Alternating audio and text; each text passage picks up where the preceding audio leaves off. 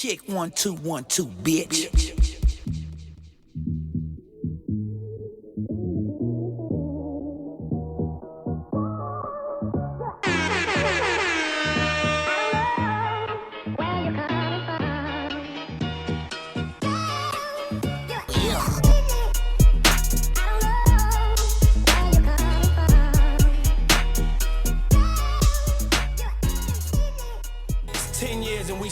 In this motherfucker, yeah. As we proceed to give you what you need. And I've been waiting, baby. You motherfucking scoundrel, Rudy Pooh head ass, franchises ass niggas.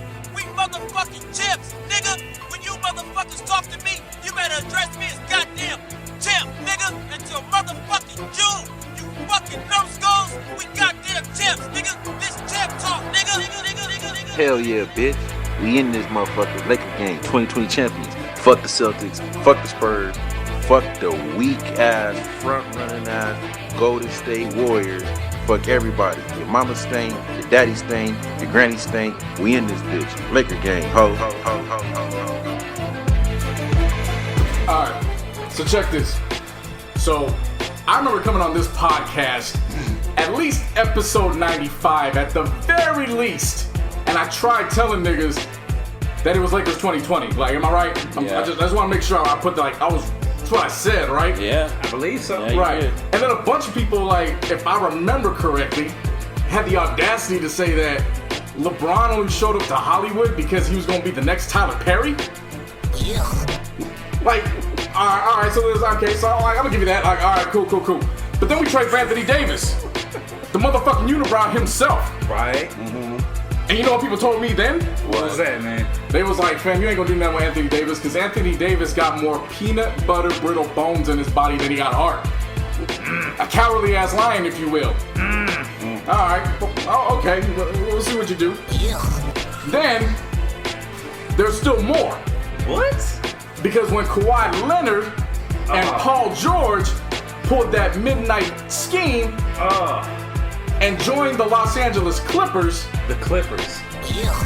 these motherfuckers told me that a motherfucking mute and a nigga calling himself Playoff P with no playoff highlights was gonna lead the Los Angeles Clippers and kick the Los Angeles Lakers out of Staples Center, the motherfucking house that Kobe Bean Bryant built? What kind of shit is that? And then if I remember correctly, when the season did start, well, preseason, first game was against the Warriors. Oh, yeah. And Warriors fans was like, hey, it's free smoke everywhere. Come get this smoke at Chase. The same damn arena they can't even afford a glizzy in. Yeah.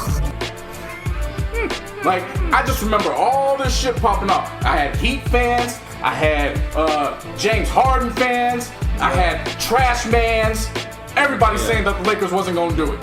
Yeah. Yeah. And what happened? They done Man. did it. They Lakers done 2020, did it. right? Lakers 2020. See, I tried telling motherfuckers that this was gonna take place. I tried telling y'all this was gonna happen. And now since it's happened and Lakers 2020 is reality, I'm gonna make it your worst nightmare, motherfuckers. I promise you. I got rhymes for y'all. I'm not done. I still got rhymes for y'all. Oh, Here's shit. rhymes for everybody. Here you go. Here you go. 1. Don't you feel dumb? Yeah. 2. Look at you. 3. Don't you motherfuckers ever make fun of me or doubt me ever again. Like Rossi and like Greg said, champ talk, bitch. Lakers gang, ho. Let's start this fucking show. Hi. This is episode 202 202. of the iLLogical Sense podcast. This is your boy Busby. Give me a hell yeah. And over here is your boy. You know what? Hold on. Don't even refer to me as JC No Hunters anymore right now. Okay. Because I done seen 6 of them things that the Lakers done put up in my lifetime. Out of the 17, I done seen 6 of them. You give me 100 for every single one of them motherfuckers. From now on, you call me JC 600. 600. I'll also take 6 rings, nigga. JC 6 rings. Shit. And Martine. What the fuck is up, man? What's happening? What's good? How's it going, champion? Yeah, you already know what it is, my dude. You feel me? We out here, man. You know what I'm saying? We out here. You said it 4 years ago, JC, and prophecy fulfilled. The Lakers are the champions. It just felt good. Hey, I bet it did. It felt good being right back where we belong. Yeah, on the top. On the top, at the tippity top. Yeah, it was a masterful moment. I had fun. I actually had fun watching both Game 5 and Game 6. Game 5 didn't go the way we wanted it to. Yeah. Still one of the greatest finals games I've seen in recent That was memory. amazing. Nah, for sure. That Game 5 was like a great to watch from beginning to end. Yeah. The Heat were like fired since the tip off. Oh, they came swinging. Like, Yeah. they will I'll be not completely go honest with quietly you, in though, the man. night. If we didn't win, that Game 5 would have been all for naught, bro. Like, Oh, you yeah, know of what course, I mean? of course. But since we, But yeah, nah, we're that's, holding the trophy. that's you know what water I'm under the bridge saying? now. It's like, I had a feeling that whatever. was going to happen. I was like, y'all getting too comfortable. It was like, everyone was just acting like it was going to happen, and I was just sitting back like, y'all getting way too comfortable. it happens every single time. It's not even with just Lakers. It happened during Michael Jordan's era. Yeah, I remember that. Like it happens all the time. I admit we was feeling ourselves. We smelled ourselves too You were much. too. Like, I went and put damn near $200 worth of Bevmo products and came back. Yeah. So when everything happened after Game 5, all I could do was just laugh and be like, all right, well, at least the bottles are here. Game 6 it is. It's like I got everything prepped. And I told y'all Game 6. I told y'all 6 games. I was like, 6 games. Yeah, no, I came you out. did. I just came out and I said, if I'm going off basketball, Lakers in 6. But if I'm going off divine intervention, Lakers in 5. I was just saying 5 because it was just too. Yeah. Two on the nose. Yeah, every time I said it was like 5. Okay, 5. Okay, It's like craps. It was like playing craps or whatever. Like, oh shit. and then it was like fuck. Yep, crapped out. Yeah, I said 6. And the thing was, like, on that game, I was watching football. We'll get to that in a bit. But when the game came on, I was like taking a nap because I just wanted to sleep off the bullshit I was watching on TV with the NFL. And I saw the first quarter, and I was like, that's kind of cool. And I was kind of drifting off. Then I woke up to in the second quarter, and it was just... Give me what I want. Give me a hell. a fucking bloodbath. And I've been waiting, baby. I just All woke that up. I'm shit. like, is that the score? Wow. Okay. It was like they were stomping a mud hole in these motherfuckers on some Steve Austin shit. You remember that sequence of events that I showed you way back when we played Philadelphia? Yeah, I remember And I that. said, this is probably the greatest stretch of basketball on both ends I've seen. Mm-hmm. It happened again during that time you were asleep. Oh, I figured. It literally was score on one end, AD bats your shit on the other side, Mm-hmm. and then Rondo creeps in on the other side. Can run back in, Caruso steals the ball, Bron gets, like, literally it was the exact same thing. And I It was was like the yeah. Heat just collapsed. They They just ran out of gas. Yeah, That's all it was. man. They- Jimmy Butler just didn't have nothing. He left everything in nothing Game left 5. in his tank. left Yeah. everything off. Like, And round of applause and salute to Jimmy Butler and the Heat. Oh, definitely. Outside. I gave them respect going into it. Yep. I will never tolerate Jimmy Butler slander ever. Yeah. He's a dog. he pushed us And- to our limits. Oh yeah, he made Even though I LeBron get out of the understand ass. he has a big contract with the Heat, but I would welcome him on the Lakers in a heartbeat. Oh yeah, Like, See, seriously. I think I remember telling you because I told a couple other people. I said, "Why are we wasting time going after Kawhi? Go get Jimmy, Yeah. like, and then we could be set." But it Shit is what it happens. is. Yeah. Right. I definitely took pride in that win because just to see Pat Riley's face. And there's no disrespect to Pat Riley, but it's like when you go against the gang, and you Yeah. is gang. Yeah. I mean, you got to take the L. Like that's It just is how what it goes. it is at that point. Yeah. But like Buzz was saying, the second quarter was just. A bloodbath, Second quarter was literally me standing on my feet yelling at the TV. and my sister and I yelling in front of Larissa, just screaming at the top of our lungs like, "Let's fucking go!" And then you hear my brother and his girlfriend in his room. This is the shit I'm talking about. Niggas is done. Big niggas is out. Niggas dying out here. Niggas is dead. Yeah, fucking dead.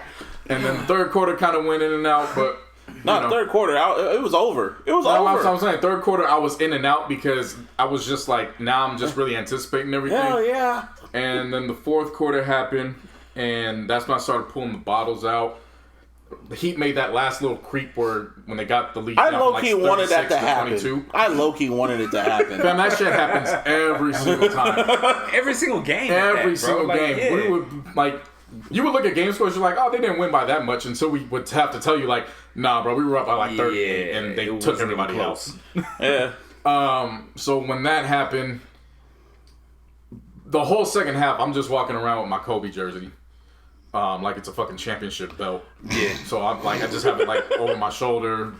You know, I told Larissa, hold this. You'll feel the power. Give me a hell yeah. So as I'm seated, and then finally when they took LeBron and AD out, and they put Dwight in, I looked at Larissa and I said, if Dwight hits a 3, I'm running out of this living room. Oh. And lo and behold, he gets the ball at the logo.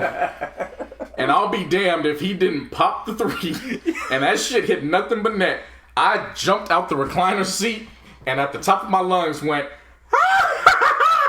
and I ran all the way to the backyard. And I got back just in time for the last 7 seconds. Oh my God. And to see the countdown roll. And after that, like, the biggest emotion just hit me. And, like, I just buried my face in Kobe's jersey and I, like, cried for, like, 2 minutes. And then when I finally, like, after I got off of, okay, Kobe's not here anymore, then I finally looked back at the TV again and I was like, we're champions. We did it. It's over. It's done. We're back. It's nice. And then I just went back and I started talking shit. Yeah. Started talking shit. Yeah. This is overdue. I mean, yeah, y'all deserve it because everyone was literally writing off the Lakers. Like, it was almost offending me. Like, damn, really? Y'all just like, I'm not a fan of either. Like, I saw this with the Warriors and I'm seeing it with the Lakers. Why don't they like West Coast teams? Like, what the fuck? Well, they hate us. Well, yeah. Well, obviously. I mean, obviously they our hate y'all. reputation speaks for itself. They hate us. I mean, yeah. Exactly. I would hate us too. Like, I mean, yeah, I can understand that. But they really despise the Warriors because they literally came out of nowhere and became like unstoppable for those few years, and then it went right back to the Lakers. Yeah, I would hate the West Coast too. Shit. Well, I mean, there's a thing called East Coast bias. But they haven't done shit. That's the thing. It don't matter. I guess. It don't matter. They wanted to They created this shit. Well, yeah. it's Like, also you know what I mean? jealousy. Yeah. You know, a bunch of them are Knicks fans. And Yeah, Celtics true fans. And then, you know, just the simple idea that we could be trash for 6 straight years and just have I didn't realize during that 6 years we had the worst winning percentage in the entire it was bad. NBA next to I think the Knicks might have had the worst one, or we did. We're the last 2. Right. Was it after Kobe left? Or during? No, this was during. No, Yeah, I remember. Yeah. Kobe was a part of that 6-year Yeah, drought. I remember. I mean, he was hurt, but he was still a part of it. That was sad. Part of it. Mm-hmm. But anyways, we go through that, and most people be like, hey, we're back in the playoffs. And we're like, nah, we had a 6-year drought, and now we're champions again. Yeah. So deal with it. Like, I would hate us too. Like, no joke. The first time I saw the Lakers win a championship, I had just graduated 5th grade. I graduated 6th grade. I'm 31 years old, and I've seen 5 more since then. Same here. Like, I would be mad too.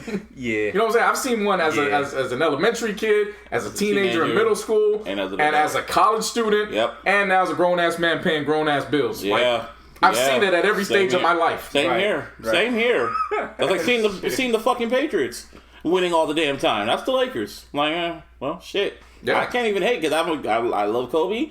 Rest in peace. I respect Shaq. It's fucking Shaq. It's fucking Lakers. What can you say? But, you know. I don't know. I don't know how you feel about Martine. I was telling Larissa afterwards, I was like, I never would have thought that after watching LeBron start in high school, right? If you were to tell me LeBron's going to win a championship with the Lakers, I'd be like, you're crazy. I don't believe it. See, for me, it's the other way. Like, I'm not going to say that I thought he would win a championship, but I always felt like he was going to be on the Lakers somehow, some way. I didn't believe it. I thought he would be on the Knicks before the Lakers. Nah, bro. I always felt like he would be on the Lakers. Or the Nets. Like, past his prime. And, I mean, this is his 17th year in the fucking league. Technically, he should be past his prime. But he's still in his prime. God damn. 35 years old, bro, and he hasn't lost a sweat on some Jay-Z shit. Like, hasn't lost a step, a bar, nothing. It's like, what the fuck, man? You're not even human. So, like, damn. I'm telling you, he was created in Nike. Had to be. Like, he was created at Nike. Yeah, no, I'm really starting to look at his first contract, and I'm like, you just don't give nobody $90 million just out of high school without proving nothing, unless you're looking at that like, now this is a return on you and what your mother produced for us 18 years ago. They want that man to play in college. You know, like, this is the interest collecting. We owe you this much money. So here you go. They want that man to play in college? What the fuck? Yeah. that motherfucker to play at Ohio State. The fuck. Alright, whatever. I mean, this boy got 2 rings with the fucking Heat, Right. 1 with the Cavs, and 1 with the Warriors. He's a first player. Well, I mean, the Lakers. Run that back, boy. With the Lakers. What the hell just With happened? the Lakers, my fault. So he's like the first player to have multiple championships with 3 teams. The first Finals MVP. First Finals MVP, yeah. Like somebody of that caliber. Robert Horry did it. Robert Horry won his first 2 with the Rockets, then he won his next 3 with us, and then he won his next 2 with the Spurs. Fuck, I forgot about the Spurs. Yeah. But he wasn't no damn LeBron James. Nah, but he's Big Shot Bob. Yeah, I know. I remember when that one game when everyone fucking missed, ball was in Shaq's hand and Kobe's hand, and then it just went Robert Horry's hand. Vlade Divac had the greatest assist of his career. Yeah, Vlade Divac had the greatest assist. Yeah, he forgot he wasn't playing with the Lakers anymore. Yeah. He forgot he got traded for Kobe. And it just landed in Robert. Horry's I remember watching that live. It landed in Robert Horry's hands, and he was like, "Oh shit!" Swish. I remember that. Robert Horry looked at it and said, "Oh, bet." Yeah, for real. Yeah. But yeah, congratulations, y'all. Y'all deserve that shit. It was amazing. Can't say enough about LeBron. Anthony Davis proved this entire year. He got heart. He's that man. Yeah. He's that man. Yeah. He's that guy. I didn't expect him to hit different levels as the playoffs went on. Yeah. But ever since game 1 when PJ Tucker kind of punked him in the Houston series, he just took it up another level. And then game 2 against the Nuggets, when he hits the game winner, he took it up another level. Right. And then aside from game 3 and maybe little spurts of game 4 in the finals, he was a presence. Yeah. Like defensively, there was no escaping. There was no Anthony answer Davis. for Hell him. no. There was no answer. Like the Heat literally had to put their best guys and use their best effort just to keep up with fucking Anthony Davis. Yeah. Like, Dominant. That's how I compared this. Like, y'all niggas were dominant throughout the whole series, but with the exception of Game 5, y'all niggas were dominant. Yeah. Shout out to our role players. They all came in. Taking turns too. Yeah. It was really like, hey, KCP. Y'all hated it. You went from fucking up Kobe night Seriously. to becoming arguably our 3rd most consistent player this entire playoff run. Y'all punked him to greatness. Yeah. I mean, someone had to. It worked. Shit. Danny Green, I love a good Danny Green slander as much as anybody, but you did not deserve those death threats, and I will be the first one to say that. You or your fiance. Seriously. I don't condone any of that fuck shit. That was too much. Yeah, nah. Easily too much. It was just like, what the fuck, yeah, man? I saw. I was like, what the fuck? I knew it wasn't Laker fans doing that shit. It was probably Bron fans or Bron sexuals or 3-6 Mafia. Yeah. Oh yeah. By the way, Bron fans, you guys are still 3-6 Mafias. Yeah, Brown sexuals, yeah, it's still 3-6. Like I said going into this, Lakers will get number 17. Yeah. Bron gets number 4. Uh-huh. I get to have seen 6 out of the 17. This is but correct. You motherfuckers are still going to be named after the great, legendary Memphis group. Oh my god! And not for a positive reason. Nah. Yeah, nah. Y'all niggas disgusting, man. Yeah. Y'all literally are the equivalent of Arbery's Angels in the basketball. Get off his nuts, man. I know LeBron is great, but god damn, man. Shit. I don't know about you, Martin. What up? And I'm not asking in terms of where this team ranks overall from what we've seen growing up all the years with the championship teams. I just don't remember a Lakers team being as tight as this team was. Honestly, no. Like, not at all. These motherfuckers look like they had fun with each other. Like, don't get me wrong, like, Kobe and Shaq had great celebratory moments. Same with Powell and Kobe leading them. Yeah. This team just looked like when they woke up, it was like at least 2 or 3 of them were going to pair up and go have breakfast right away and spend the rest of the day with each other, like kicking it. Honestly, I felt that too, bro. And the funny thing is like I was thinking about it too. Like I'm not gonna say where do they compare as far as Shaq and Kobe, Shaq and or Kobe and Powell, right? But like I was just thinking about, I was like, damn, this shit has like a vintage type feeling. Yeah. But it's not, like, how do I put it? It's just not the exact same. Like, for example, I felt like I kept comparing shit all throughout the playoffs to Kobe and Shaq. Like, the comparisons felt right at the time. You know? Of course, because the 1-2 punch. the 1-2 punch, exactly. Like, just the dynamic 1-2 punch at that. Right. You know what I'm saying? But then I started thinking about it. I was like, well, but then again, Shaq and Kobe, they didn't really get along. Yep. You know what's crazy, dog? What I felt when I really sat down and like legit thought about it, was this is like if Shaq and Kobe were cool. And the end of Shaq's career, like this is that second half, like you know what I mean.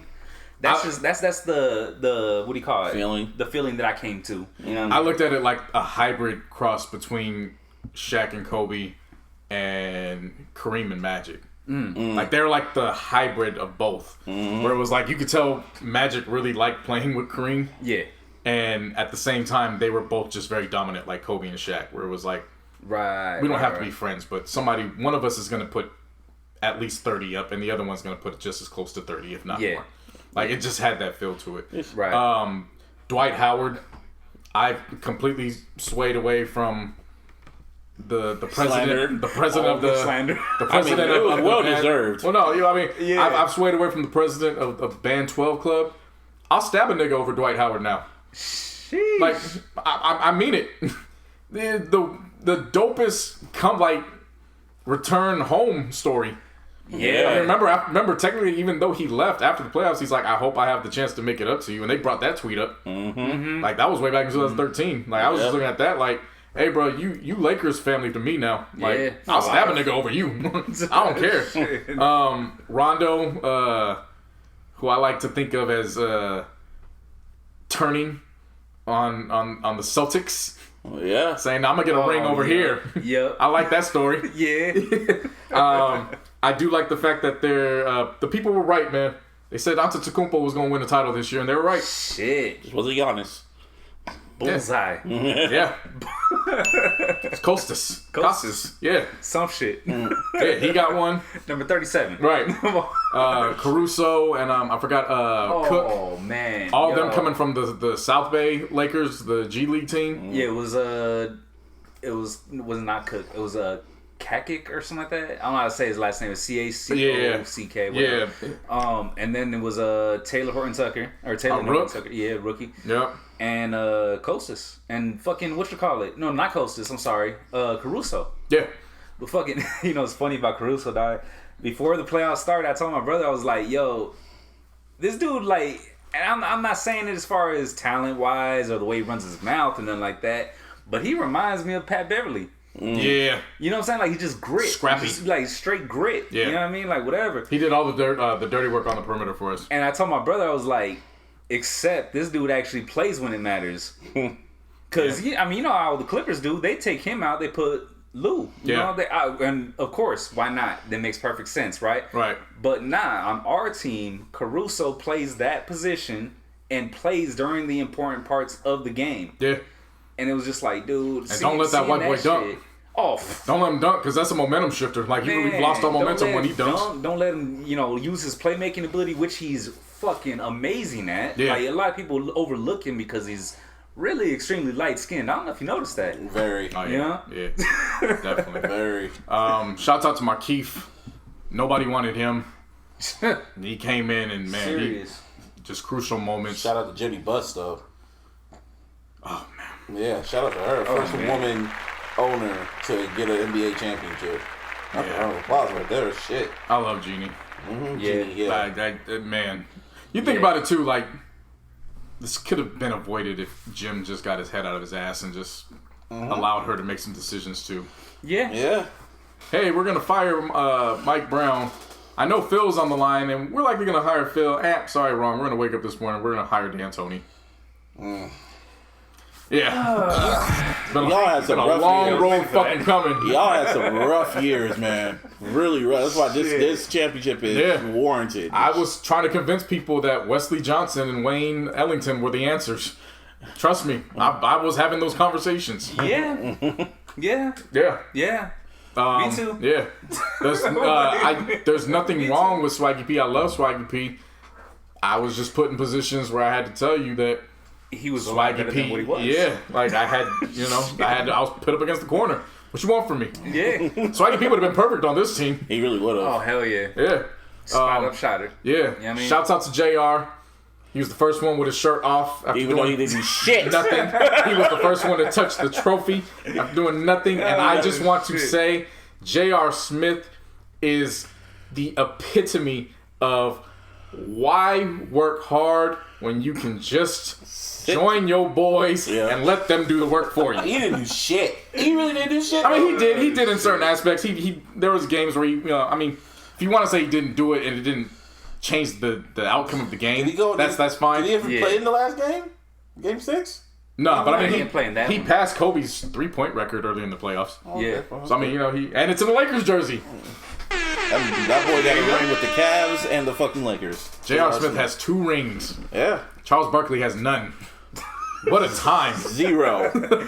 Hey, I think J.R. Smith actually tied the Knicks too, if I'm not mistaken. J.R. Smith has as many rings as the Knicks do in their entire history. That's sad. That's sad. That is a wild fucking stat. Shit, that's fucking hilarious. That's sad. Shouts out to Rob Pelinka. Yes. You mean Rob Lowe? No, Rob Pelinka. This is Rob Pelinka. Gigi's goddaddy. Mm-hmm. Yep. He held it down. Our coaching staff, even with Lionel Hollins not being able to be in the bubble.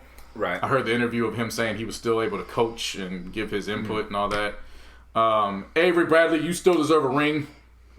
Still part of the team. Yeah, nothing changes. Yeah. DeMarcus Cousins, you still deserve a ring. Yes. And come back, please. Yeah, that'd be we nice. want to give you a come back. That'd come be back for nice. next season. Yeah, please. Yeah. They said AD. They said AD FaceTimed him after the game. Right. And then the locker room, and I was like, hey, it's one step, baby. Yeah. One step closer. Again, I don't remember seeing a team like that just looked like they just enjoyed being around each other. Yeah, and I mean, no disrespect to any other teams that have won the championship. I'm strictly thinking about Lakers when you say that. Yeah. Like, The only one that... I haven't seen a Laker team that's been like that tight. Yeah, the only one that comes close is, I mean, that 2015 Warriors team. The ones that were doing the dances to OT Genesis, the I'm in love with Coco on the plane. But, and there's no slander on their name, but from what I've heard, they were close on the court and on away trips and coming back, but it wasn't like Steph and Clay were hanging out outside the building. Mm-hmm. Oh, okay, like, okay. I get AD was over at LeBron's crib for Taco Tuesdays. Like during the break between the season and the bubble, the both of them were riding bikes, and then J.R. Smith came out of nowhere. Them niggas were playing Madden before Game 5, like late at night in Bronze. Yeah, they had a Madden tournament. That's why they were so lethargic. Alright, for sure. No, not that Game 5. Not that Game 5. It was Game 5. One of them closeout Game 5s. Oh, okay. Yeah, no, they were playing Madden, the Game 5, the finals Game 5. I remember distinctly that. I was like, y'all niggas playing Madden? Oh, well then that's even. Hey, man, look. Then it's okay. I understand. Man, it's whatever. I don't fuck with Madden, but I understand. Like, you could have just told me that from jump. I get it. Yeah, I wouldn't have put so much, but did you see on that one game. Did you see LeBron's little bubble hotel room and shit? It was a fucking house. I didn't see it. Yeah. That shit was a house. He's a king. It's King James. James, yeah. Yeah. ADs didn't look that much different. That nigga had a fucking... Oh, man, that nigga LeBron, when the NFL started, he had his whole laptops laid out just for fantasy. I remember that shit. Yeah, when the NFL started, he had all his laptops just out, had Red Zone on so he could just play fantasy. I was like, wow. I wonder why he was online. He needed to stay sane. Yeah. They all had different vices to just maintain and keep their sanity. Well, shout out to the NBA. Shout out to Adam Silver. Yes. He figured it out before whole ass. Like, well, everybody figured it out before whole ass. Okay, he was the first one to have a plan. Hey, let me the just NBA bubble is safer was than the White House. literally at one point the safest place in this entire country. Zero. Like, think about that. In 100 days, over 100 days, no positives cases at all. And people wanted them to have it. They kept making that big deal about Lou Will being in Magic City. Yep. They kept making big deals about, remember when players were leaving because they were having family situations and they come back. They like were literally hoping they would come back so they can fuck it up. Yeah. And it didn't happen. Nope. Not one. And when the team was done, they were done. They had the suitcases out and everything. They were gone. They should have put the fucking suitcases on the court, dog. Yeah. I swear to God. One side the suitcases, other side the fucking trophy. That was one thing that needed to happen. Like on some fucking Survivor shit. Yeah. Throughout the entire... I don't even mean just the fucking finals. I'm talking about through the entire playoff. And then as soon as they walk out, they just have to grab their shit. Like blood sport type shit. You know what I mean? Where it's like you out. Nah, don't go to the locker room. We'll send it to you. Don't worry about it. Hey, Chats on the bus. Chats on the bus and soaking it. Oh man, they left baby. So good. They left baby Quinn at the arena, man. Oh my god, that shit was fucking hilarious. Shout out to baby Quinn, man. Quinn could. Did he get one with the Warriors too? Yeah. Quinn, his dad, rest in peace, was a big time Lakers fan, so he grew up a Lakers fan. And that was another thing too about this squad. Like a majority of the guys grew up Lakers fans. And if not Laker fan, Kobe fans. Yeah. Like, definitely. I think half of the team, they identified themselves as Lakers fans at one point. Like, JaVale McGee's mom didn't she play for the Sparks? Wait, what? This is news to me. JaVale's mom played in the WNBA. No shit. Yeah. Oh, damn. So I think if I'm correct, she played for the Sparks. If she played for the Sparks, obviously he was in LA as a kid.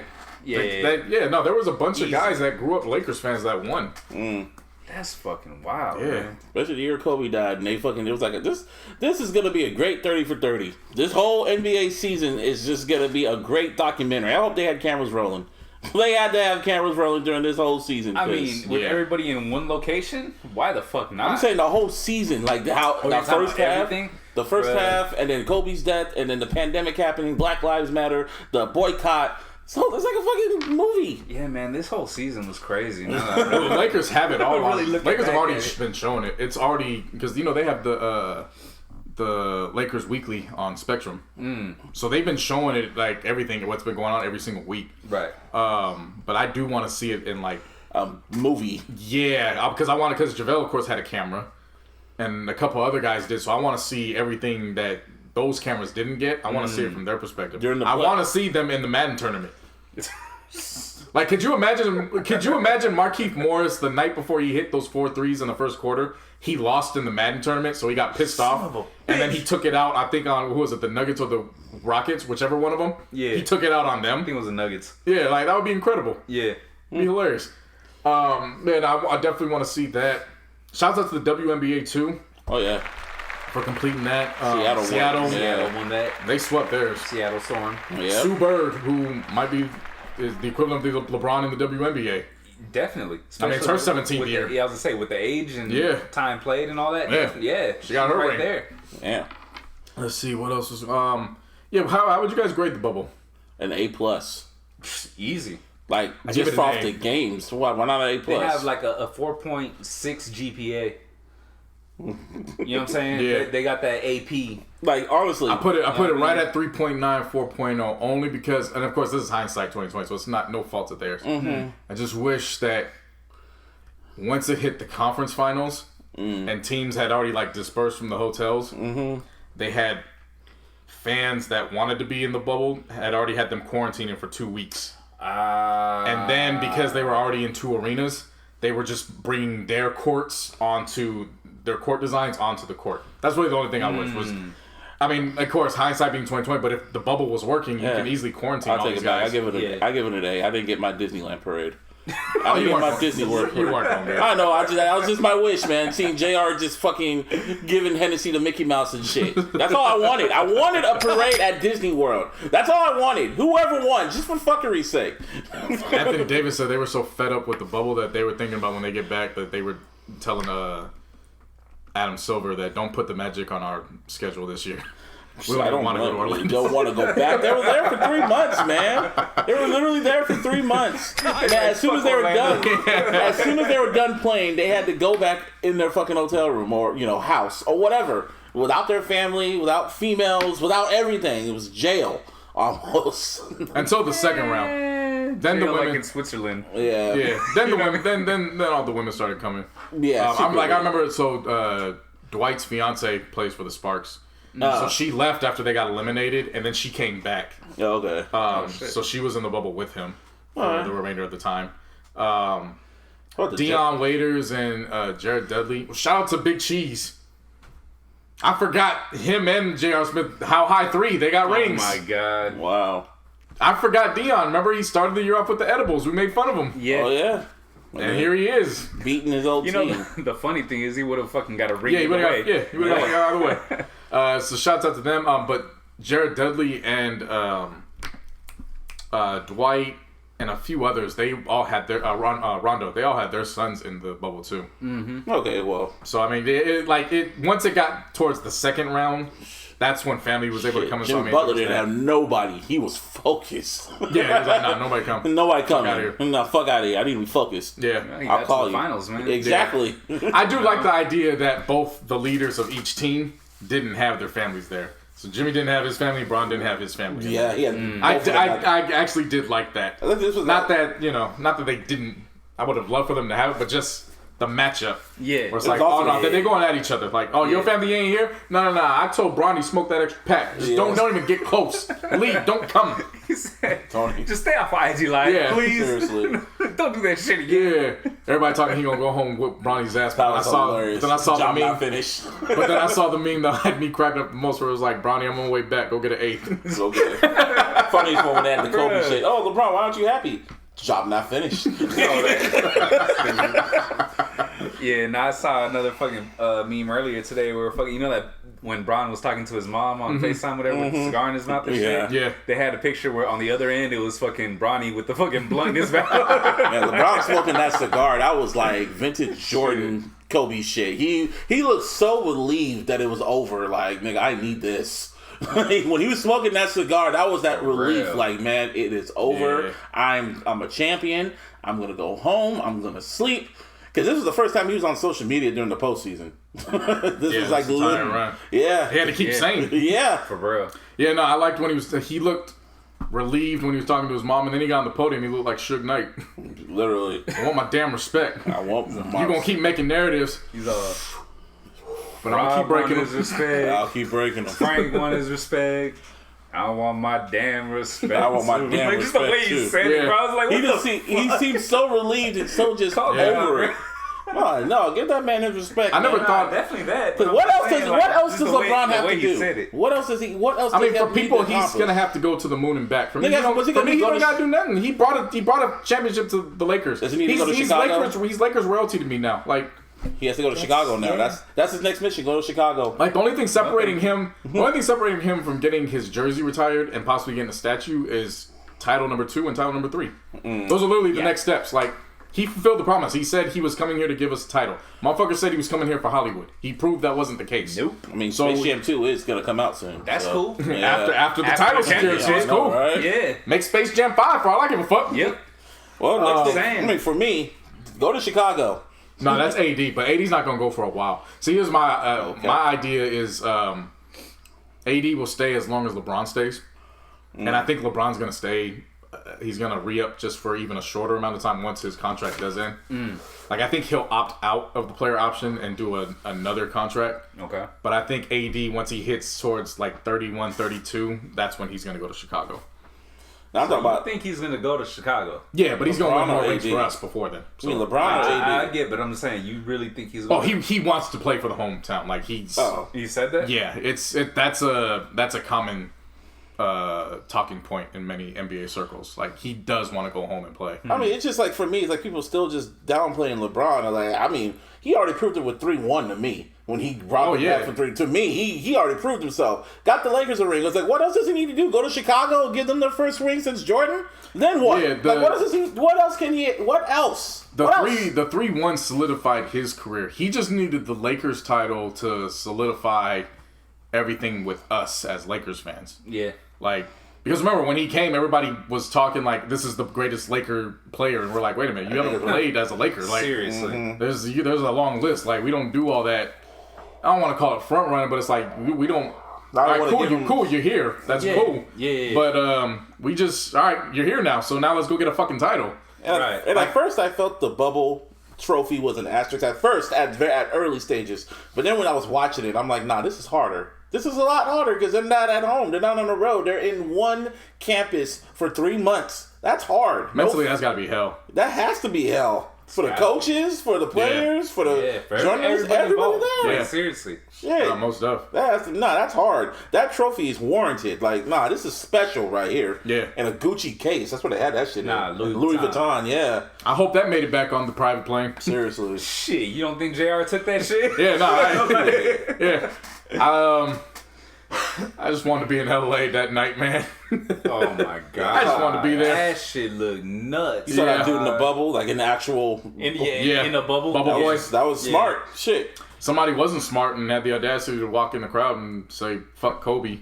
And my God. Fam, a shield powerbomb. He united Lakers fans, he united Kobe fans, and he united LeBron fans, and they all came together like Voltron and beat that motherfucker's ass. I didn't see that. It was on. You didn't see it? Oh man, they beat the shit out of him. And I was so proud.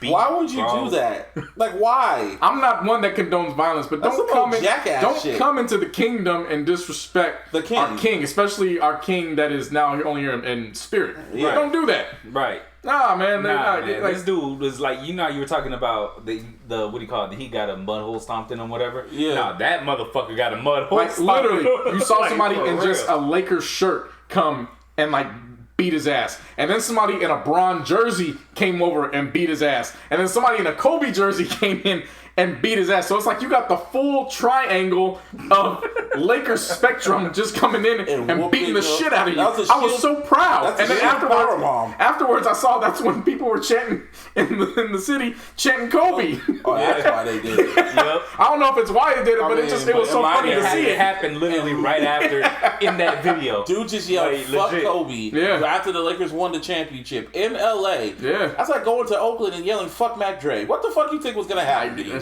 I don't know. I don't know. What's wrong with these motherfuckers, man? I don't know.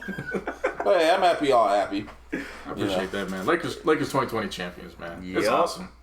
Meanwhile, back in the outside the bubble, in the NFL. Yeah. It's been hell. We're talking about being in heaven. Go back to the Niners. Welcome to hell. This is like, remember Kendrick's song "Heaven and Hell"? Yeah. And he just kept talking about everything that was in hell, and then when he got to heaven, it just faded out. Yeah. Like that was me and Martine talking about however long it just took. Yeah. This is us talking about heaven. Now we got to go back to Kendrick's verse, and this is just nothing but hell. That's all it is. Okay, so. I'm the Niner fan. I'm like the legit Niner. That's why I was kind of happy y'all were talking about this, because I don't have a basketball team like that.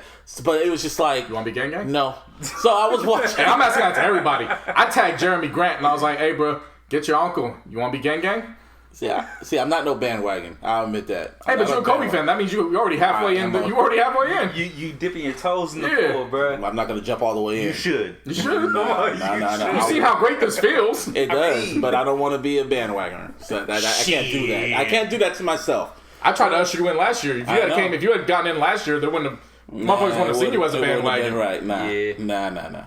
Because I was kind of prepping up the Warriors too, so I can't do that. But anyways, go back to. Oh, you the ops. Yeah. Back to my Niners. Now we gonna fight. Yeah. Back to my Niners. So Jimmy G Spot came back. Pretty much everyone came back, and Jimmy G Spot should not have came back. My God, he was not ready. No. I was watching with my grandma while I was eating breakfast, and I'm like, "What the fuck is?" Okay. And then after he threw the third interception, I'm like, "Okay."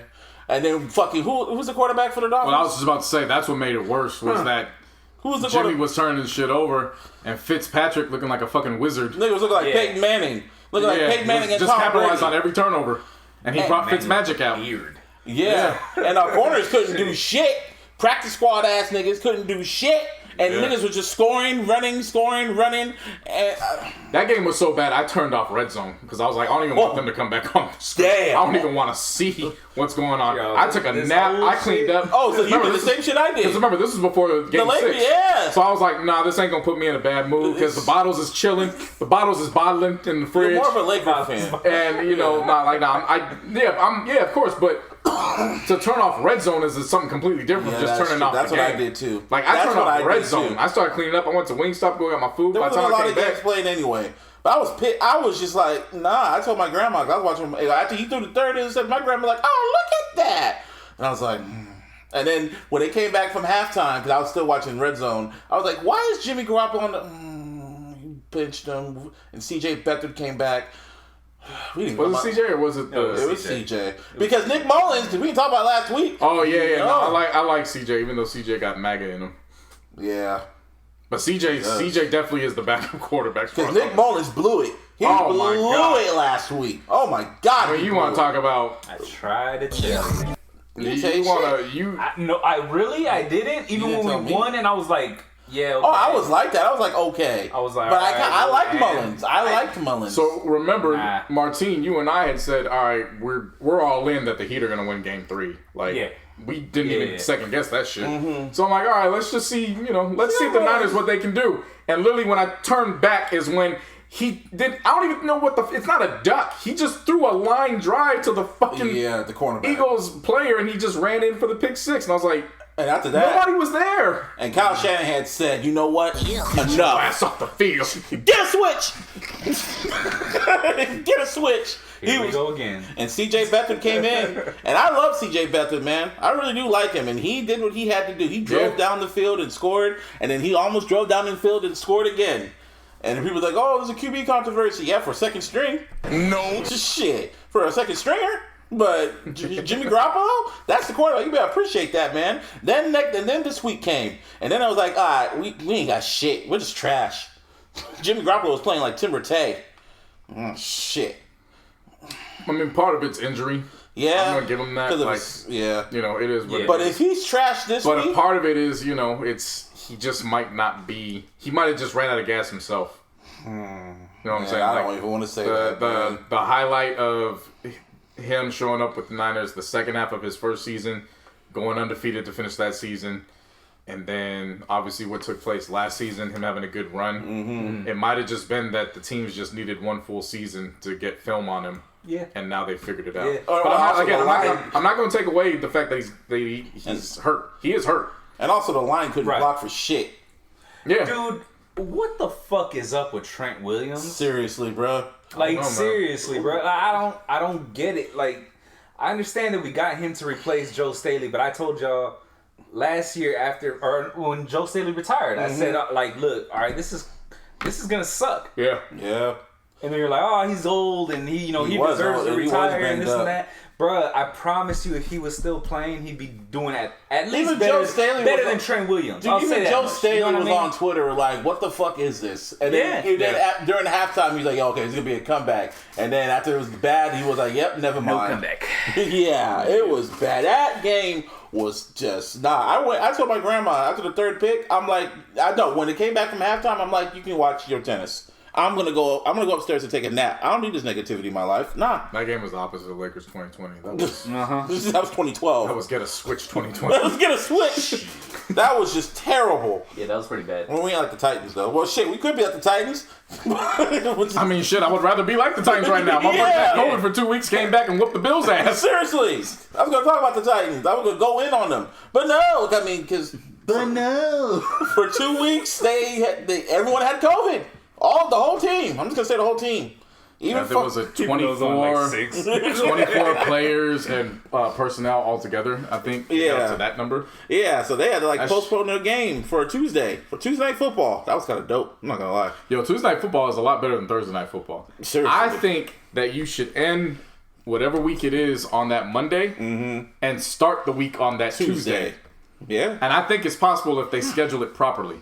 Yeah. So get the team who's coming off the bye, put them on the Tuesday, and then they get a whole extra week. So it's like they get a second bye. Is there a Thursday night game? Man, this is what we've been saying about the fucking Thursday night shit. Fuck. You know what I mean? It's like you schedule the teams after the bye, blah blah blah. But it ain't gonna happen. No, of course not. But I did like Tuesday Night Football. That was dope. That was nice. Yeah, but fucking Derrick Henry. God damn. I saw that live. That dude is big. I tried telling you guys. I've stood next to him many times on the field. That boy ran. Some dude came up to him and he That was Josh Norman. That was Josh Norman. Yeah. Yes. Right after Cam Newton did what he did when they were teammates. This nigga just pushed the shit out of him. Pushed his soul out. And then kept running. I was like, these niggas probably didn't even practice. They just came straight to the fucking game. Derrick Henry looked at Josh Norman like he was the Joker.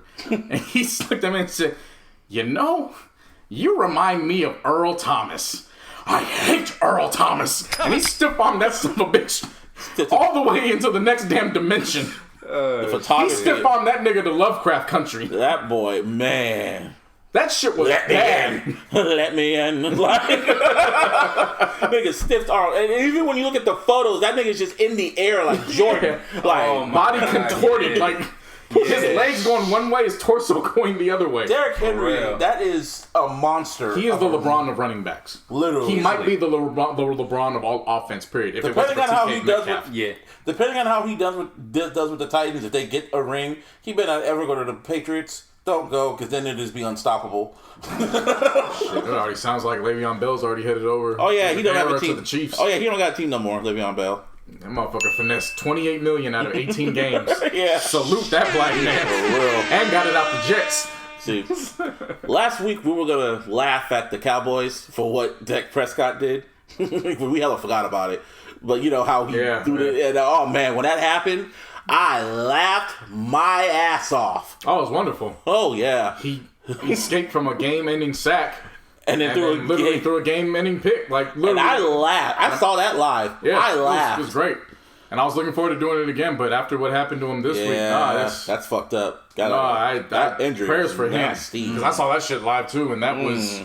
I missed it. Nah, they're blurring it out now, but I saw that shit live, and his leg was this way, but his ankle, little bubble that we got in our ankle, that shit was pointed this way.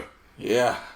That was nasty. Complete compound. Yeah, he's done. Yeah. He's gone. They say he's gone they already operated it like that day, so he's gone for probably 6 to 8 months. So he's done for the season. But Jerry Jones didn't want to give him his fucking money from the get-go because he knew some shit like that was going to happen. Move this man! I mean, Jerry Jones, what do you expect? I expect him to take care of his franchise quarterback. One that up until this last game never missed a game was the reason that they were winning. And you know, we could laugh and joke about the losses, but the losses really weren't on Dak. It's the play calling. Yeah, as always. Mean, they can't blame Jason Garrett anymore. Yeah, like especially after last week, Jason Garrett was one of the two coaches that made sure Dak was okay. Like he rushed out as the Giants offensive coordinator to go make sure Dak was okay. Yeah, like you can't blame him anymore. So what's next? I mean, who's the problem? Because it's if it's not the fucking players, if it's not the coaches, who is it? If it's not the stadium, it's not the fans. It's Jerry. It's one person. It's Jerry fucking Jones, man. Every year since I was born. Well, not since I was born, but since the 2000s. Since he got rid of Jimmy Johnson. Since they got rid of Jimmy Johnson, that shit has cursed them. Like, they have the team, and they can't do shit. Yeah. Like, they always have the team, but they can't do shit. That's their America for you. America. What else happened in the NFL? Anything else happened besides... what's old boy's name from Pittsburgh? The wide receiver from Notre Dame. The rookie? Clayton, Chase Clayton. Yeah. Did you see what he did? Oh, boy. 4 touchdowns. He had 4 touchdowns. He had 116 all-purpose yards. It was a breakout game. He had 3 receiving touchdowns, and he had a rushing touchdown. Shit. Yeah. He was on damn near everybody's waiver wire in fantasy, except like he was available in 99% of leagues when he was doing all that. God damn. And he wasn't the only one doing that. The Eagles had a receiver. I forgot what his name is, number 13. He was killing. So that game was a nice shoot 'em up, bang bang type game. Like that one went down to the wire. Cleveland 4-1. Yeah, during a pandemic, could have saw that coming. I mean, they'll fuck it up. The Las Vegas Raiders always do. Huh? The Las Vegas Raiders. As soon as they left Oakland, now they got juju. Ain't that some shit? They got some juju. As soon as they leave Oakland, they become good. Ain't that a bitch? Well, like I said, the offense had it. They had it last year. They were just missing wide receivers, and their line just had to get healthy. They beat Mahomes and them. Mahomes and the homies. They beat them. Who's their receivers now? Ruggs, the rookie. Okay, yeah. Edwards, but he didn't play, so they have Renfro or Henfro? Oh yeah, Renfro. Yeah, Renfro. Yeah. I forgot who the other. How do you pronounce it? The one from Philly. Aguilar. Yeah, he caught a bomb in the end zone. I forgot they got that motherfucker. Yeah, and then of course you got Darren Waller. Yeah, who is he's a tight end, but he's just a receiver. He's just in a tight end's body. Right. Yeah. Like, and they didn't win by off of like tricks. Derek was slinging that ball. He was. He won, and they were in Kansas City too. And there's fans in there. Yeah, I'm talking about. But Patrick Mahomes was fucking playing his ass off too. Yeah, no, of course. It's just the Raiders' offense as a collective. Because while he was doing that, Josh Jacobs was taking care of the ground game. Mm-hmm. Josh Jacobs had himself a Pro Bowl year. Shit, that man, dude is a beast. He is. I'm so glad I drafted him last year in my dynasty league. I'm so glad. Meanwhile, while you guys were watching, crying and celebrating with the Lakers, I turned back to Sunday Night Football. And the motherfucking Seahawks were going against the Vikings. And, I've always said the Seahawks are mortal when there's no... Because they're at home, but there are no fans. The 12th man wasn't there. They're fucking fans and shit. So I was like, okay, let's see. So there was like a minute left. They were at the 10 or whatever. And they only had a minute and 30 seconds to drive 93 yards down the field and score. This man, Russell Wilson, I watched with my own eyes. I seen it. He literally drove the Seahawks down the field and scored and won the fucking game. With Metcalf.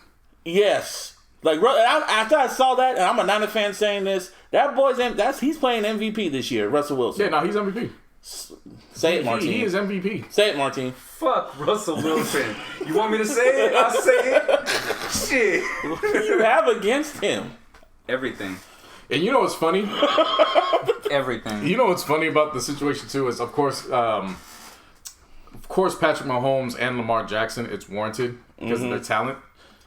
Is it me or do you guys notice that Russell Wilson and Aaron Rodgers are both looking at that like, and I took that personally. Yeah. Both of them are looking at them like, we ain't retired. Yeah.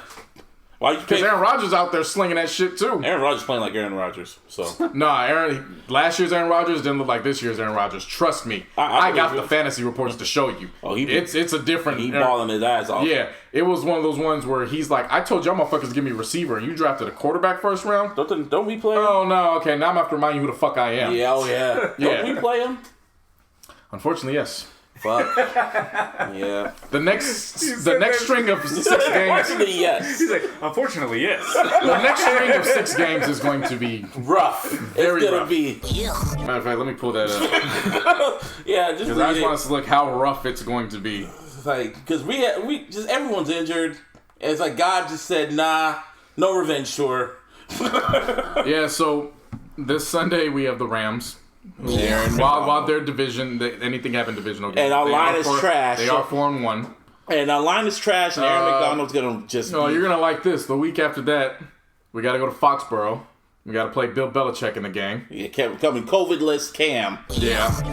Oh, and you just said Russell Wilson's the MVP? Yeah. And we got to play him after that. Yeah. Oh, yeah, and we were talking about how another quarterback was taking personal. Yeah, we got to play the Packers right after that. At Lambeau? Well, that one's fortunately at home. But without fans, like, does that really mean anything? It doesn't mean shit. I mean, the only highlight that comes after that is to get an opportunity at the Saints because Drew Brees is looking like he's closer to retirement. And then after that, it's a great one. We go undefeated that week. It's bye. All right. At least we got a long way to the bye this time. And that's if COVID don't hit before then. Shit. I mean, I take COVID very seriously, but shit, I think as soon as you came back as a Niner fan, right around that Patriots Seahawks merger, I wouldn't mind if a little outbreak took place. I think you need to go to Vegas, JC. As soon as you became a Niner, we became trash again. We suck again. Welcome back. As soon as you go over to the Raiders, we start winning again. Stay your ass over there. Fucking. Well, in good news. Well, in good news. We're back away from sports. So, I really wanted to be, we forgot why we were gone last week. Well, y'all talk about why you were gone. You ate something, and you had to boo-boo a lot. Yeah, I was sick, man. Not the COVID. No. Yeah, you wouldn't be here. Nah, yeah. I was just stuck in the bathroom. I broke my back. My back was broken. Which part? Spinal. What was that from? Mike Tyson. Yeah. Literally in the interview after he whooped someone's ass. What part? Spinal. I was good, but I'm like, okay, I can't be a one-man show. I was like, oh, y'all get better. I'll just chill. I'm dead ass real. Monday, I felt good. I was supposed to go into my first workout regimen, and I laid down for just 15 minutes just the after work wind down. Yeah. And I got up to go do the dishes, and as soon as I took the first step to go out the garage into the kitchen, literally the entire left side from my back down just stiffened up completely. And I was like, oh, my back. Yeah, and I was like, no! Because of course, I mean, dealing with back problems for 10 plus years, I got sciatica. I know exactly what it was. I was like, no! Yeah. And I was waiting for it to get better. And Wednesday, even though it felt good, I was like, I can't sit for 2 to 3 hours at a time. Yeah. It's not going to work. What did you eat? Martine was like, hey, man, I haven't had anything down. I don't even know, man. I just, all I know is I woke up, everything felt great, normal, you know what I'm saying? Had my little, water like I always do in the morning and shit. Yeah. Was on my way to work, and I was like, oh, fuck, this is not good. Why they all came out. Bruh, I kid you not, dog. Like, they were this close to sending me home. Oof, like, it was that bad. I couldn't do nothing. What was the last thing you work-wise, I could not do nothing. What did you, do you even remember the last thing you ate? Nah. Damn, must have been no burritos or Wingstop? If I could remember, I mean, if I had to take a guess, I would imagine it was a fucking Subway sandwich or some shit. Probably, yeah. You know what I'm saying? Like, that's the only thing I could think of. Those will sneak up on you. I can't think of anything else. Those can sneak up on you. Man. Well, yeah. I'm kind of glad because it was also the same day the fucking vice president debate was happening. So I was okay, I want to see Kamala Harris and not Biden. Kamala. Whatever. Say her fucking name right. Say please. Russell Wilson is MVP. Why? He's a piece. He's trash. Oh my god! I was gonna say something else, but it's cool. But it's cool. It's cool. I wonder if Russell Wilson. I wonder if he during the TV timeout, if he walked up to all 11 defense players and was like, "I wish you good luck at the end of this drive. I wish you good luck at the end of this drive." Like, see, and if that's me, I'm like, "Fuck you." And then he just does it to you like no. Yeah, see? And that's the reason why. It's but he's being nice. It's fake. How's that fake? Are you shitting me? He just said, I wish you good luck. Good luck, alright? And then I'm about to go fucking score on your ass right now. Martine has war on like arguably the nicest guy in NFL history. Listen. Like I said before. I said there's only 2 players I like in the Seahawks. If a motherfucker wears a Seahawks jersey, Marshawn Lynch. He was the only unicorn. It was Marshawn Lynch and Russell Wilson. I like them both. I like them both. Damn. Nope. Right. One guy gets a pass and that's it. I don't know how I feel about. It's only because of his roots. I don't know how I feel about TK Metcalf. I just know he makes me feel inferior as a man. Like, yeah, no, that's Derrick Henry. Yeah, like that's what I'm saying. Like Derrick Henry's only competition for being LeBron of offense is TK Metcalf. They were both made in Nike. Sure. Yeah. But anyway, sounds legit. Yeah. Anyway, like I was saying, I was gonna watch the debates, and it was just hilarious when the fucking fly landed on Mike Pence's head. That shit was hilarious. Flygate. As soon as the fly guy. As soon as the fly landed on his head, I was like, "It's over. You lost. You lost, Pence." Game over. It was like the fucking Quidditch, man. Just grab the fucking snitch. It's over. It's over. There's nothing you can say. But leading up to the debate, I was really prepared to come in last week and talk my shit like how JC was talking. But not really. Champ talk? That's after the election, if it happens. I'm not going to say it now. I'm going to save it. But yeah, this motherfucking Trump, man, he got the COVID. Or the Rona. The COVID, the Rona. The Rona. And it wasn't him that broke it. Well, it was who Shams broke it. What the fuck? Seriously? Well, because I think no, they both posted at the same time, Trump and Shams, but no one follows Trump. So Shams I'm looking at it from Shams. I was like, Shams? And everybody was wrong. They was like, yo, put Shams in a bunker immediately. Where did he get that source from? No, because what led into it was that one of if y'all lived under a rock, one of Trump's top aides caught the shit. And, of course, all them fuckers weren't wearing a mask at a fucking Rose Garden party when they were kind of celebrating their little Supreme Court justice nominee. And pretty much a lot of Republicans got this shit, including the whole ass nigga in office and his whole ass wife. So the funny thing is, I thought it was all just... I thought it was all part of the plan that they had. Right. They were just going, like, run with the story like, oh, he got COVID. Look, he beat it in 2 days. We all can beat it. And then the motherfucker stood up and he kept woozing back and forth like Tyson was getting ready to... That nigga was breathing hard. I know that. Yeah. I have asthma. And I was like that. I was like, Oh, that motherfucker got it. He got it. No, but I'm gonna do the whole timeline. When that shit got announced, oh shit, it was a celebration. It's a celebration. Oh, it was one of them. It was one of them nights where accounts were getting deactivated and under investigation type because shit. Niggas were wishing death on them. It was one of the top nights on Twitter. I was laughing my ass off, and man, next day I went to work and I wore my mask with pride, like for the Lakers jersey. Like the Lakers just won the championship. I'm like, I'm gonna wear my mask today.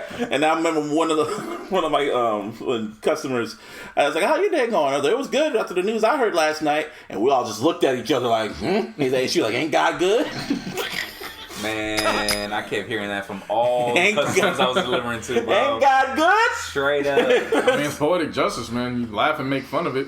And then he called it COVID, and he called it COVID-19 on Twitter. That's the first time he didn't call it the China virus. He called it COVID-19. When he did that, the Chinese president was so damn petty. He was like, man, they need to clean that shit up over there with that White House virus. White House virus. I was like, all the petty. There was so much petty, and the Democrats didn't have to say shit. Yeah, Democrats hella Democrats didn't have to say shit. They just looked at you like, oh wow. I bet you that group chat was fire. Just like Biden tweeting everyone like, y'all see this shit? Don't say shit. Don't say shit. Be cool. Be cool. Oh, he done did it. Nah, but this nigga Trump, man, because I remember I was at work and my mom texted me, oh shit, it's looking bad. They sent his ass to Walter Reed. And then it was like that Jimmy Butler gift, like, oh? Like, is it gonna? And they sent him to Walter Reed, and he was there for like 2 days, and his ego was getting hurt, so he wanted to go and tell the Secret Service, "Yo, get in the car, let's go around the block and wave at my fans and shit." And everyone's going like, "Oh, nah, he faked this shit." I'm like, "Nah, he ain't faking this. His ego's hurt because everyone else caught this shit." This nigga like Avon fucking Barksdale. Oh, yeah. I want my corners. Yeah. And so pretty much after that, he got out the hospital because they pumped his ass up full of fucking steroids. Stupid. They pumped that motherfucker up full of steroids and shit. Steroids that me and you and the average person can never get because, you know, he's a fucking hoe ass in office. So Side note, one of your inhalers, has it ever been steroids? Nah. Mine has. I've had so when I had asthma really, really bad, they had to give me a joint that was like pinkish purple. Yep. I don't advise misusing medicinal to elevate your mind. Okay, don't tell me you fucking did that shit. But I'll just say I had a bad cough when I was younger, and I really wanted to get rid of it. Yeah. And let's just say marijuana was the second time I got high. Well, if y'all saw Trump, that boy was high as fuck. If you saw him on Twitter, that boy was losing his goddamn mind. Oh, he still is. Still is. This boy is doing so bad in polls right now. People say, "Oh, it's the same as Hillary." Everyone's like, "Nah, this is different." Motherfuckers waiting 5 hours in line, like voting is 12 hours waiting for the new fucking J's. Shit. Out there in Georgia, motherfuckers waiting in line for 12 hours, and they're just going like, "Nah, we staying." And see, this is the worst part too. It's like, well, don't you have anything to do? I've been unemployed for months. I got nothing but time. When Michelle Obama said, "Hey man, pack a lunch, bring a blanket," it's gonna be an all-day thing. Pack a blunt. Pack a blunt. My mom was like, "Why can't they just get music to be out there? Do a concert DJs out there." They should do that. That's when you get the Migos and everybody just get in their cars, just go through the drive-through polls and just get a free concert on the way. They should do that. Fuck it. Because as we're talking right now, the election's going on right now. Like literally right now as we're speaking, people are sending in their ballots to vote. I sent in my ballot. Yeah, they've been going on. Yeah, they voting. Like I already sent in my ballots, and it was great. Just writing that down, I was like, motherfucker. And I sent that in. I felt like America. But nah, man, and like as of right now, there's over 12 million ballots have been sent in. That is more than 2016. And if you look at if you look at them numbers, man, everyone say, "Oh, don't forget about 2016." It's like it's looking bad for hoe ass.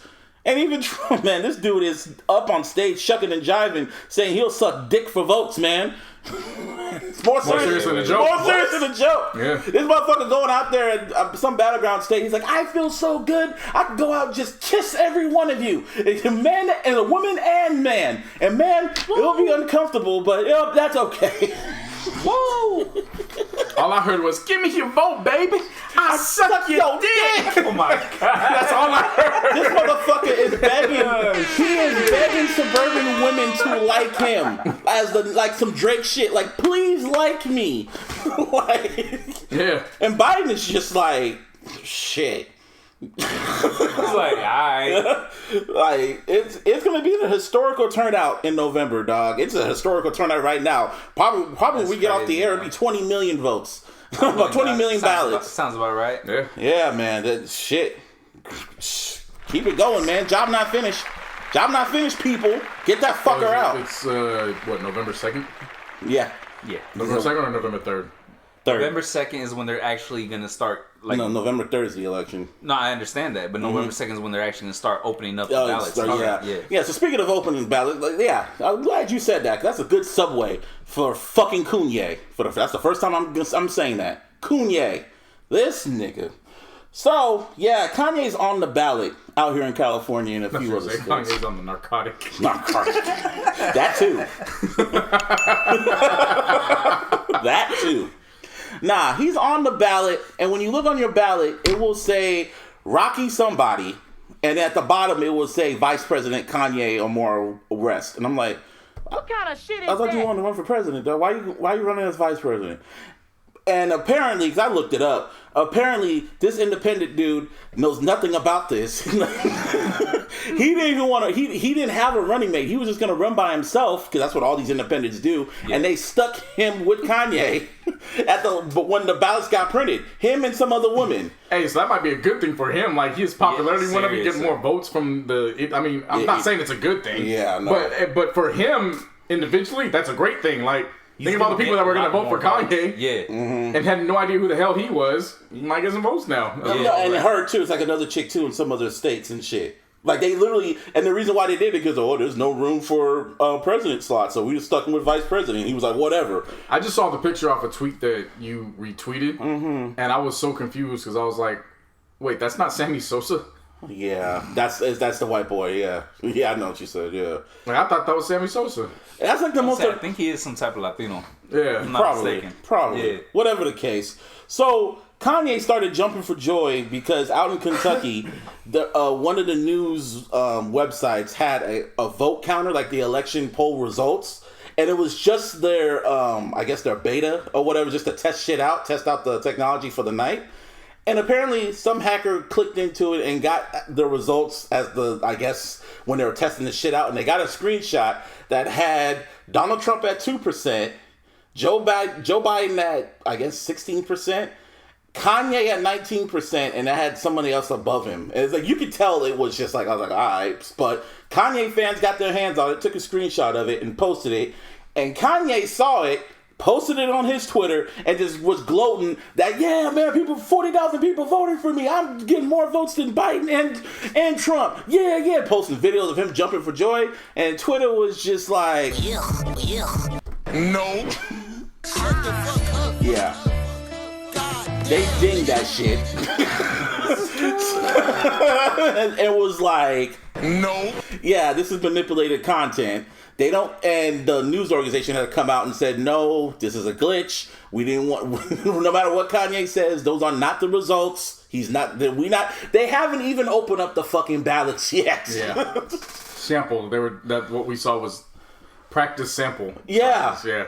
So, Kanye was thinking 40,000 people voted for him, and no. And that just leads me to these fucking Kanye fans. Like, I love Kanye's music. And I always keep it like that. And Yeezy tarts? Huh? Yeezy tarts? Yeezy tarts. That's the thing. These motherfuckers, dog. They are literally just vouching for the fuck shit. For what this motherfucker is doing, dog. Like, they think this shit is like a game. Like, y'all think this shit's funny. Like, you think this is like some hype beast shit. Like, if this was any other year, any other election, where everything is cool and he has like a 0 chance. Yeah, but this is by far the most important election of our lifetime. And this motherfucker Kanye is so narcissistic, he wants to be a part of it and fuck up votes. Not just for Trump, but for Biden too, for his own ego. And these motherfuckers are feeding into it. This nigga posted a campaign video on his Twitter talking about the Christian way and all this other shit. And in the end, it said, vote. It was produced by Hype Williams too, which is just, wow. This nigga. It's like, Hype Williams, what the fuck, bruh? Well, I mean, if Kanye paid him. Still. Niggas get... Niggas, bro, no. Not still. If anybody gives me some type of money, I'm going to produce a video. Not just any money. Kanye money. Kanye money. Yeah. I'm saying, you can't really it's one thing when somebody, that around your block is like, hey, I got $1,000 for you. It's like, man, I ain't selling my soul out for that. Kanye come around and say, I got $2 million for you. It's like, it's just I ain't saying I'm for this shit, but check the Dropbox by tomorrow. Anyway, it said in the end, it said vote Kanye, even though on the ballot it says vice president, but he said vote Kanye. And then the next one said, write it. I had nothing wrong with it saying vote Kanye, but on the other end of it, it said, write in Kanye West on your ballot. And that shit pissed me off. I'm like, you think this is a game? And he's showing his friends writing in Kanye West on the ballot. Dude, I got so pissed. I even flagged a Kanye fan, a Stan account, for saying, oh, look how you could write this in. It's like some Trump shit. I flagged that shit. I hope the fucking Twitter took that shit down for suppression. Even though it's not really suppression. They doing nothing wrong. But still. Shit. Nigga think this is a fucking game. And then he posted some fucking bullshit after that shit. Some fucking song because he was so hyped that everything was going right. Even though everyone's telling him like, yo, this shit's fake. But, he posted some song. And I didn't even send it to you guys. That shit was fucking trash. It was so trash, I'm like, nah, it was called Nah Nah, and that's exactly what I felt. Nah. Fuck you, Kanye. Like, shit. Like, we don't got time for this shit right now. And he's still, like, it even got bad that even Trump even retweeted some dude that said, Kanye, don't feed into this. Trump needs all the votes he can get.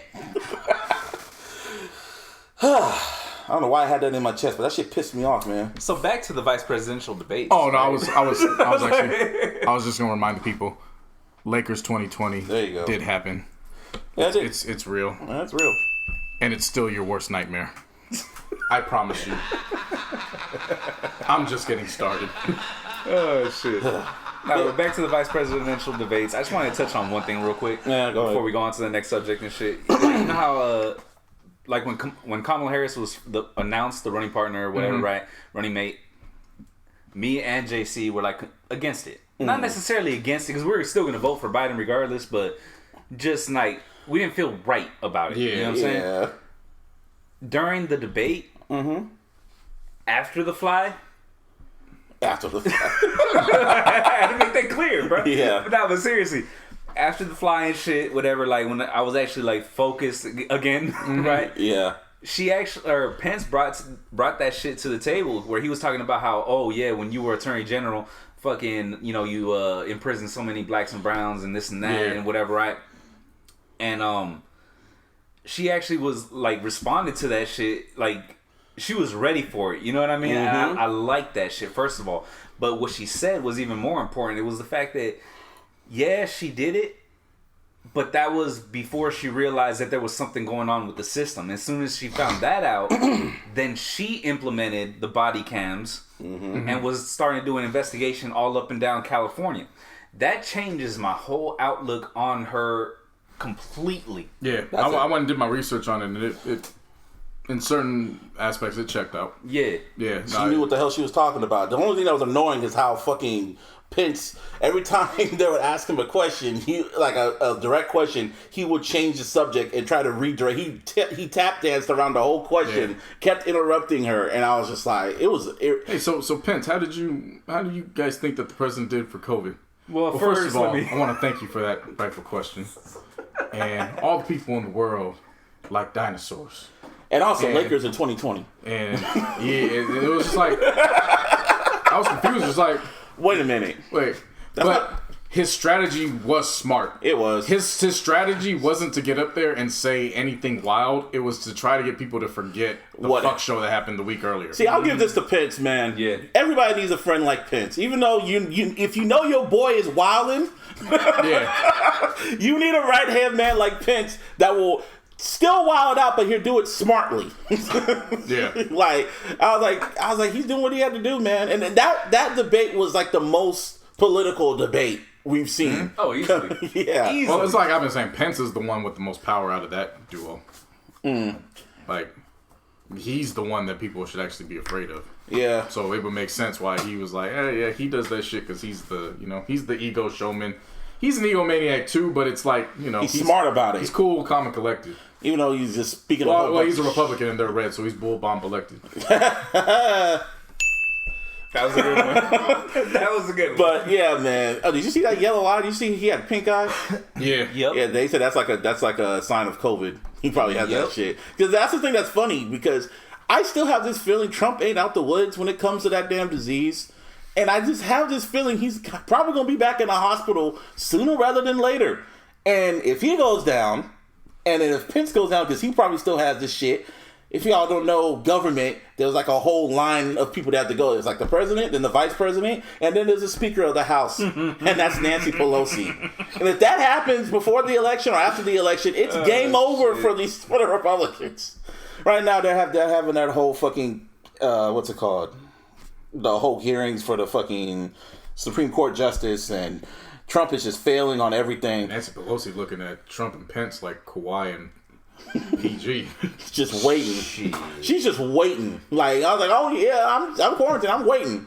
Nancy Murray. This motherfucker up there dancing out of sync to the YMCA, man. Oh my god, bro. Dancing to she's dancing to Village People of all things. Like, damn. That's just hilarious. Like, but not when you said he was shucking and jiving. That's literally what popped into my mind. Yeah, that's what he was doing. Shucking and jiving for votes.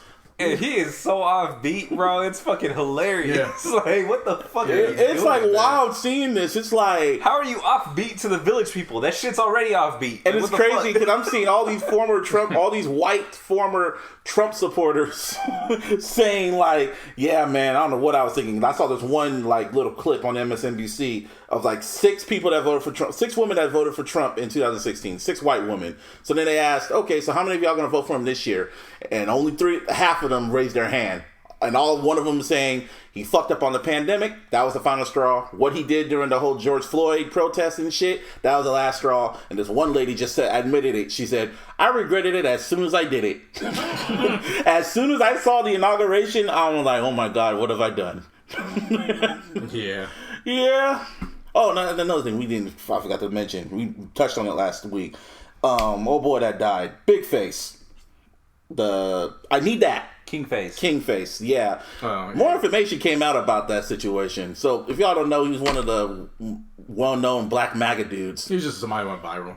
Yeah, someone that went viral, and a lot of MAGA folks liked him and shit. He was friends with Trump, met him a few times, and yeah, he was pretty problematic. I never followed him, but he died a few weeks ago. Before Trump got COVID, they got announced that he died, and I was like, oh shit, that's fucked up. But it was like, there was something about it. So apparently more information came out, and I guess he had kidney failure and shit like that.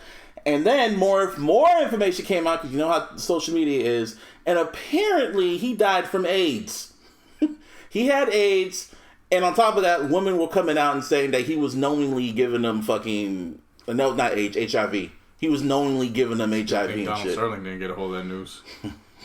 I didn't want to say it. I was thinking about it. I didn't want to say it. He got AIDS! That was the most... when he said that. That shit... I had to take it there, though, didn't you? Like, that shit... When you think about the Clippers, you don't think about wins. You think about that's That's probably the biggest moment the Clippers have ever had in their Magic history. Johnson, what has he done? Oh, big, strong Magic Johnson. What has he done? Well, he's done a lot. He got AIDS! He got AIDS! My nigga, what? Oh, shit. Yeah. But yeah, that's what happened. And I was like, oh, that's just the universe. And after that, literally days later, that's when Trump got COVID. And I was like, huh? Ironic. The significance of that is they're saying that he gave it to multiple women knowing that he had the disease. Mm-hmm. And there were women that were getting tests while he was still alive, and they were finding out they had it. Mm-hmm. So that's just damn. That's a shame, bro. A damn shame. And there's videos of him saying he will literally mentally break down a woman. I get the most mentally and physically strongest woman, and I will break her down easily. Facts. That's what some shit he was saying. I was like, ha, okay. And that's all I got to say about that. So yeah. Anyway, after that, since we've been gone, Tory Lanez dropped an album. Mm-hmm. And then the judge must have heard it and was like, play it for the jury and the him. Yeah, I don't like that shit. And the judge officially charged Tory Lanez with shooting Megan Thee Stallion. And then, as of today, the judge also issued a restraining order.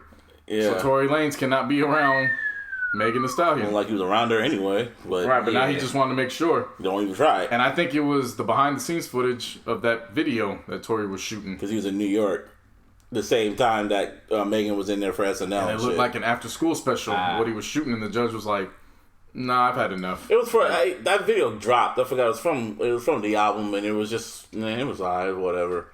It was one of those, I was like, at this point, I don't care. Because Megan dropped some fucking article about protect black women, and I see this at Rock Nation, they know how to work. So I was just like, okay, this is a good smear campaign. And then Kamala Harris. Well, you also got to remember, too, that also isn't directly about him. Yeah, I know. She also went on Saturday Night. I want to applaud her. She went on Saturday Night Live and she used the platform to bring awareness for what was going on with Breonna Taylor. Talk shit about the Attorney General. That motherfucker. You see what that motherfucker looks like? We all have. Look, a fucking geek. So, but that's not the issue. The issue at hand is I'm not over it because I salute her. She's using her platform to bring up awareness. So I don't want her silenced. I want her to continue doing what she's doing. I get it. It's his fault that there's a possible... Both of their faults. But it's like, when I'm seeing from the outside looking in, from my own conspiracy theory mind, I'm just like, I see what's going on. I don't care no more. I understand, but you also got to remember, too, that you kept bringing up, no charges have been brought up. Yeah, and now they have. And now the charges now they're brought up, and I'm just like, and then I'm seeing, and then the first day he was in court, that's when the fucking, her New York Post article came up. And I'm like, oh, okay. I don't care no more. To me, it's not even about caring. Just look at how they're moving. Like, you can say, she did that while his court hearing's going on. But look at what she's doing. She's utilizing her platform to speak out about violence against women, particularly black women. I get it. This motherfucker is shooting music videos just to say, fuck you, fuck you, fuck you. That's what Martine and I were getting at the last episode. It doesn't look good when you actually break down the specs. I understand. It wasn't the fuck you record, but I know what you mean. Like I said, I don't care no more. You're going to have to, because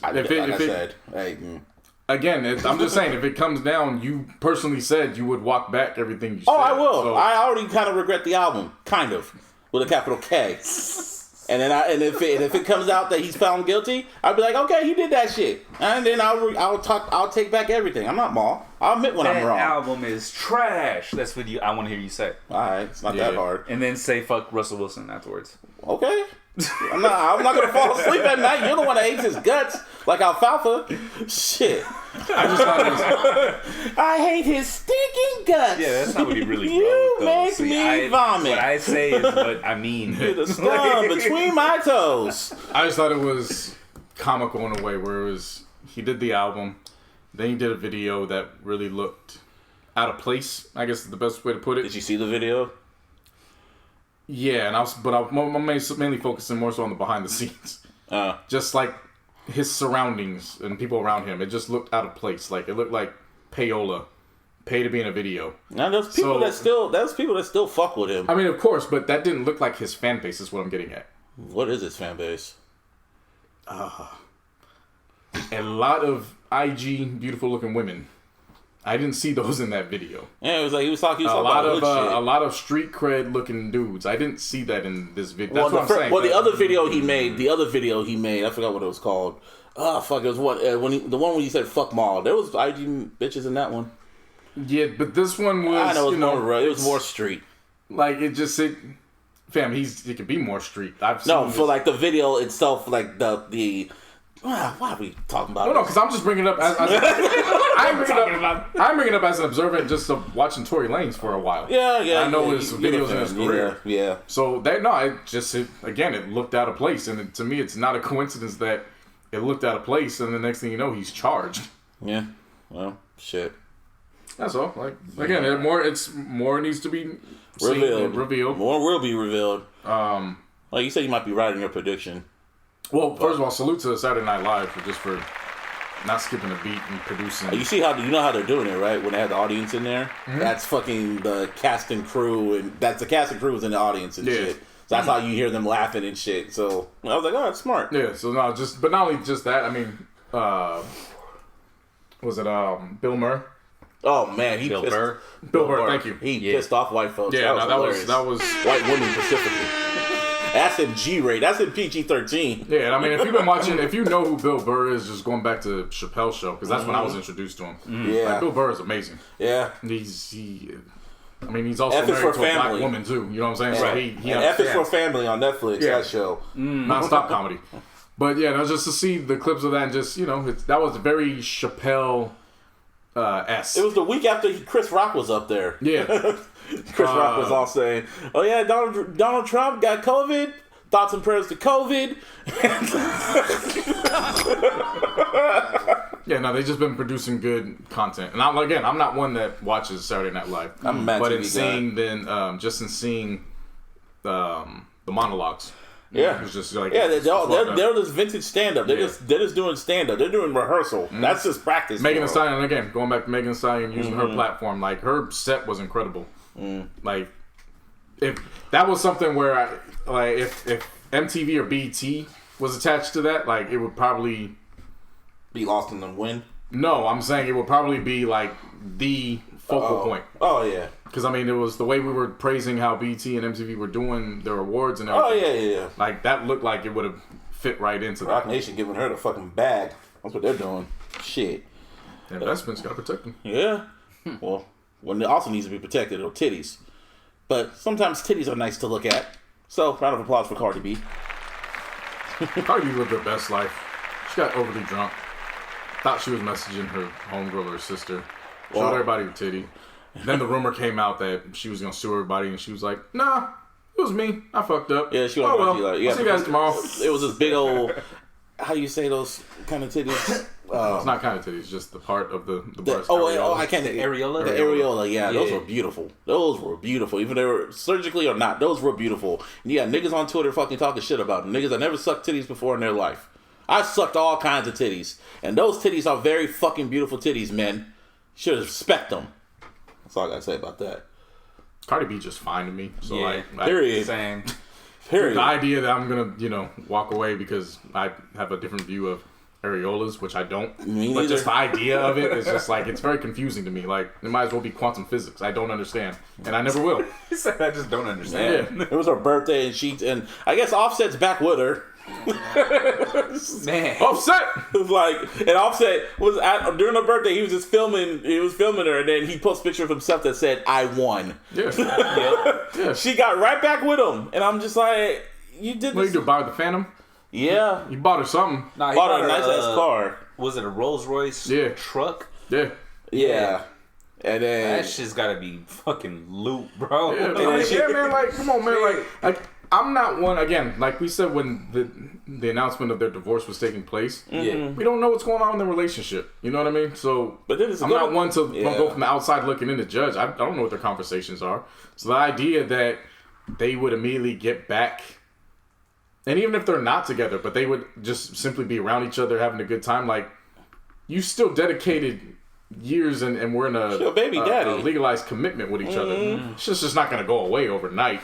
And it's funny with the projections that happen on social media where it's like, and it's both. It's not even just women. It's both men and women. They project on each side because women are saying, yeah, that's right. Get away from that nigga. And then men on the other side will fuck that bitch, this and that. And then it's like both y'all look stupid. Like both sides they all got stupid. back together. Yeah. She dry humping this man on the floor on IG. Like, come on, bro. Like, I was like a Jamaican. Was she ever? Too? Yeah. It was just like, salute them. Like, yo, Migos got that shit, man. This nigga doing that, and then come to find out, Quavo got Saweetie just off a little snowflake. Yeah, I saw that. Literally. Snowflake. A snowflake emoji. That's it. And she said, I want to slurp you like noodles. And he said, you so icy, I'm a glacier boy. And she said, what's happening? And the rest is like, come on, man. Round of applause, man. How it started, how it's going. How it's going, yeah. Come on, man. That nobody should do any more of that game. Yeah. That social media game. It's done. He won. Yeah. He won off a snowflake. Come on now. Fucking emoji, bro. Like, seriously. You know how hard I gotta work just to put a fucking cheeseburger in DMs? I'm saying. Didn't you also say something about your prediction coming true about Cardi? I mean, I'll get there, but I'm more focused on the DM etiquette right now. Oh, the DM etiquette? Oh, yeah. Yeah, no, that's like, I'll get to that. I'm not concerned about whatever that. But DM etiquette, like, if you had one emoji to kick your best game, the eye emoji. Woo. What would it be? The eye emoji. I'm like, let me look at these emojis real quick. No, so yeah, hey man, look. You know what I'm saying? Look. Hold up. Let me think about this. It's the eye emoji. That's what I do. Yeah, no, I'm looking right now too. Wow. I gotta. I gotta think. We talking about best game. Yeah. Like it ain't no. Hey, I want to take you out like, and get a quick bite. Yeah, like it's strictly the eye emoji. Yeah. But I say that to me, that's generic. Everybody. Yo, that's what I do. Well, y'all really searching about it. I'm really thinking. Your best emoji to really show your game. Well, mine's the eye. Sometimes it works, sometimes it doesn't, but it gets the attention. All you gotta do is have a great conversation. They have an attraction for you. That's what I was about to say, man. Like, I don't know how these, like, you know what I'm saying? You gotta be in a certain, like, tax bracket for these emojis of course. to work. But what I'm saying is, if you are in that, what I'm getting at is if you're in that bracket, where you can literally post whatever. You ain't worried about nothing. That's what you go to. If you have the money, you could just literally send hi, and they will respond to you. If they know how much money you make, yeah, they'll reply. Oh, he can fly me out, girl. He can fly me out, girl. Oh, he can take me here. He can take me there. He can take me to lunch. Oh, I might be real smooth with mine. It comes off a little rough, but when you get the breakdown, it's real smooth. Ah, shit. What is it? I might gotta go with the 2 brick emoji. 2 brick? Yeah. Wait, where's that one at? What the fuck? That one's an object. See, I hit him with the 2 bricks. When when they try to ask what's going on, so I'm trying to build with you, girl.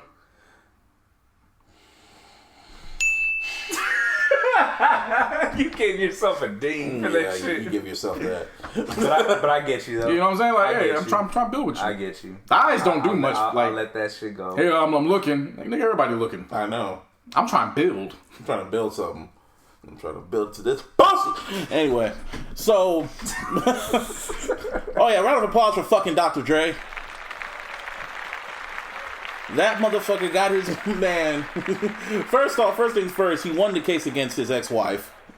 She, and they threw the case out. Now his lawyers are going after her because they feel that she's embezzling.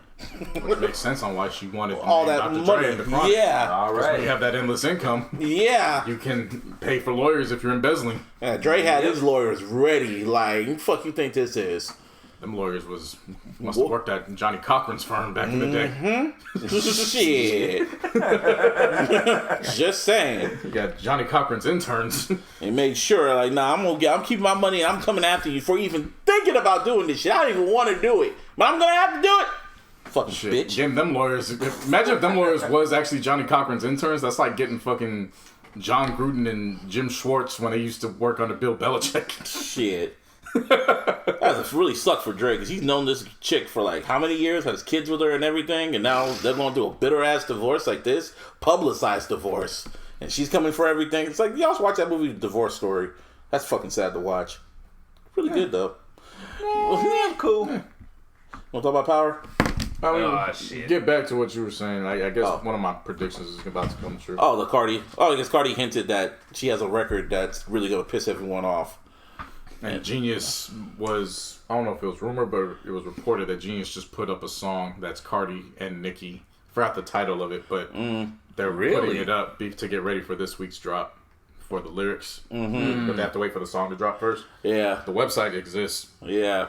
Just waiting. Genius always has lyrics up, just like, I guess the label send them the lyrics and shit, like before they're about to drop a song and shit. Right. So if it's Cardi and Nicki, I mean, you said it. I didn't think it was going to happen, but I'm like, well, Nicki just had a kid. She's probably looking at life differently. Cardi's looking at life differently. He's like, you know what? Fuck it. Let's just do this. And that goes back to what I predicted about that, where it was, it don't mean they're going to be the best of friends and they're going to be laughing doing this record. It's probably just going to be the situation makes sense for both. It'd be like Jay-Z. It was like Jay-Z and Nas when they became cool. Yeah. Like, and I mean, at that point... but they got cool. Yeah. You know what I'm saying? They're probably women. And at that point, the Trinity would have been completed. Yeah. Remember, Nicki and Meg got a song with each other. Meg and Cardi, of course, got a song with each other. And at that point, the Holy Trinity be complete. Yeah. All three of them had number one records and shit. Yeah, they could. Yeah, the three-headed female monster. Nicki, Cardi, Megan. Damn. Yeah. Well, we'll see how it goes. We'll see how that shit, as if it happens. Yeah. Shit. It's on the horizon. It at least got you thinking. Yeah, I know. I mean, when I made the prediction, you were like, "No, that's not gonna." Because happen. I was more on Nicki's side because I could see Cardi do it. I just couldn't see Nicki's ego handling that shit. Now that she has a kid now and she's her babies will soften you up. Yeah, I know, soften her up and shit. So she's probably like, fuck it, you know, let's just do it for the culture and hip hop. Hell, I can see Cardi on fucking Queen Radio. That would be some shit. Yeah. After Nicki talking all that shit about her and they have her on Queen Radio. That'd be a trip. Shit, that'd be about damn time. I mean, yeah, about that time, but it'd still be trippy as fuck, though. Like, it just wouldn't feel right. Yeah, like, something bad is about to happen. Yeah, it'd be like Brandy and Monica. So, man, this is 2020. 2020 is the land of anything and everything that you did not expect to happen. Like Ice Cube helping Trump. You see that shit? Yeah, I need more information on that versus what I was seeing. Because what I was seeing was just opinions from people that were just responding to it. I just need to read into it. Like that's like one of those things where it's you don't want to make a comment. Just that's your boy. That's your boy. Well, yeah, but you also just don't want to make a comment on something that you just only see because people are making opinions about it. Yeah, I'm just gonna say from everything I've seen and read, it's not. It makes Ice Cube look dumb. So. Yeah, I didn't know what the acronym that he stands for. It's like the Black Folks Ultimatum or some shit like that. Yeah, it was like AODS or something, somewhere along those lines. I forgot what it was. But he's been very vocal about the election, saying the black vote needs to be earned and all this other shit, and the Democrats and Republicans are not helping us. And he said he sent his plan to both Democrats and Republicans. And the Democrats didn't get back with him because, you know, they're focused on a goddamn election. No, they told him they'll get to it after the election. Yeah, and because they had to fucking win it. It makes sense. And then Trump's people responded. And he rode with Trump, even though a few years ago he said, I will never roll with Trump in my life. Wild times, man. But that's why I got to get down to see if he officially endorsed or if he just said, I'm just working on this. And he's in office, he's the one I got to go through right now. That's a different. That, like, you know what I'm saying? That right before the election, it don't look good, but that is a difference between an endorsement versus saying I want to get this done right now. He's the one we have to go through to get it done. You know, even though Trump has showed time and time again, of course, yeah, he does not give a flying fuck. I mean, yeah, there's of course, yeah, but I mean, I know. You know, but if he was trying to get this done and one party didn't, told him to wait, and the other one was like, hey, we'll I get it, you know? But it's just. But again, it just goes down to I need to read more. Yeah, I'm not gonna go off of opinion. I just saw it, and and then Ice Cube low-key doubled down on it, and I'm like, okay, you chose a side, but that's how I viewed it. But whatever case, Power. Somebody did this. Yeah, we were gone last week. We know Power's gone for the next month. I'll be speaking Power, man. Yeah, I think Courtney Kidd needs to hire you. In the writing team. I told motherfuckers Lakers 2020 was gonna happen. I told y'all motherfuckers they was gonna build around Tariq. Yeah, no, he did. Oh yeah, he did. No, I was sitting right here. I heard it. And you never watched the show either. Nope. You need to watch it, man. Nope. Watch the first season at least. Why? Oh, wait, which one? The new Power. one? No, not the new one. The original. I watched the new one. Kendrick's on the first season. I know. I seen that. Nah, he's on the fifth. I'm just going with it, nigga. But It'll trick him to watch it. I know what he meant. I know what he meant. He's just on there, so it's like it's gonna grab my attention and shit. When they finish, when they go back to the second half of the season and they finish it, once the last one finishes, I'm gonna go back and I'm gonna parallel and watch both first seasons together because I feel like that'd be cool to kind of. And plus, it's part two's opener, part one's opener, kind of like that flashback effect. Yeah. And Tariq was fucking up, man. Like, this was the first episode where he fucked up. Because he was doing good, and then he had to be just like his daddy. He fucked up. He got caught slipping. Yeah, no big deal. It happens. What happens now? Fucking Sax has the fucking evidence of him literally, quote unquote, confessing that he killed Ghost, even though he didn't confess to shit. Yeah, but Sax don't know what Tariq got in his back pocket. Which one of my kids should I trust? Me. That's my nigga. Oh yeah, Mary Blige. That's the first time she smiled too. Like he done made an allegiance at a time. Like I had to rewind that shit. I was like, wait, what the fuck just happened? Even I was confused at it until I really broke it down. And I was like, she was testing him the whole time too. All right, cool. That's all right for sure. He caught that shit. He got that. Yeah. But that's my thing is okay. Well. They made allegiance to go get Tariq, but unbeknownst to them, he made an impactful allegiance that has some credibility and can get shit done too. So now I'm walking. So now in seeing that, I'm walking back. Braden being the one that kills Sax, and I think one of the Tejadas is going to take out Sax. Probably fucking Kane. I think it's going to be Kane that does it. Yeah, TV Bobby Brown. No, he's Kane. He's Kane. He earned that. He's earned it. He earned it. I admit that. He's definitely earned that. He earned that. Fucking, what else happened? Yeah, you're right. Zeke fucked the counselor. Yeah, she does have an addiction, but it's a sex addiction. Yeah, I was going to say, I was just incorrect about the addiction that she actually has. Yeah, she got a sex addiction. Yeah. But they're still going to utilize that. They're going to use that to their benefit because I can almost guarantee that somebody's going to walk in on the two of them next time or whenever time, and tell them. And Monet's gonna catch wind of it, and she's gonna utilize it to her benefit. Also, yeah, what's his name? The dude dude, the cop, not the cop, the dude she's obsessed with fucking. You're talking about the counselor. Yeah, when he was going up to Tariq trying to talk to him, like I remember it was like I had an edible, and he was blowing my high trying to talk to Tariq like, as a black man, we need to do this and do that. I'm like, nigga, shut the fuck up, you're my dad. And then Tariq said the same shit, like, dude, you are not my. Keep my family's name out your mouth. You ain't my dad. Chill. And then he walked away. I was like, yeah, nigga, shit, shut up. Oh, so you agreed with Tariq? Yeah, at that point. Oh, okay. He's still down 20. No. He's still down 20. Don't matter. He needs 19 more. Don't matter. The Clippers blew leads just like that too. It's all good. Man. He's on the comeback, bro. Yeah. It's like I told you, going into the season, he's probably down 34. Now he's down 20. I know. Still got a whole second half of the season to go. Yeah. And no, but the chest signal shit, that was smart. I was like, oh, Courtney Kip, you smart for that. Oh, Zach's gonna get his niece killed, and I'm excited for that. Think about the second season? She's annoying the fuck out of me already. Like the second season, or she gonna die this season? I don't know, but she's just like, again, it's retelling the story of the first generation. She's Holly. She's Holly. She really is Holly. Yeah. I saw her. I was like, no. I don't want to call her that because she's a little girl. But I was like, that little bitch gonna die. Yeah, she is. Oh, she is, man. And it's crazy. I'm like, damn, we gotta wait a whole month. Pretty much after the election, that's when they're probably December. After Thanksgiving. After Thanksgiving, they'll come back. That's a nice time. You got 5 weeks in December. Yeah, and wrap it up by New Year's. Christmas presents and New Year's come around. You know what I'm saying? Get to watch Power. Yeah. Shit. Power, and then NFL playoffs start. Like, it's a good time. I can wait. That's something to get that far. Yeah. NFL. Well, it's not an if. It's just when. NFL. They're gonna keep going, dog. Yeah. COVID cases or not, they're gonna keep this. It might be a little bit later. I was saying it even though I knew it wasn't a joke. It was serious. I was joking at the fact like, nah, they ain't gonna stop. Nah, bro. Titans had like 24 people in that organization with COVID, and they was just like, oh no, just give them the bye week now. Oh no, that's no problem. Yeah. Oh, you want a game on they Tuesday? Still got it? No, just put that shit back to Tuesday. Oh, games? Oh, you can just reposition games. Oh, Cam Newton got the shit? They changed 8 games around that outbreak. Literally. Literally. They had to change games the rest of the season. So, like, there's teams that were supposed to play one team in week 8. Yeah. They got to play another team week 8 because they had to reschedule the games. Yeah, bro. Like, they give no fucks. Yeah, no, that season's going to finish. Super Bowl or not. Yeah. Like, the only thing we know that they canceled as of now is the Pro Bowl. They was like, we ain't playing that shit anyway, so fuck it. Yeah, they need to get rid of that shit anyway. Yeah. Won't matter.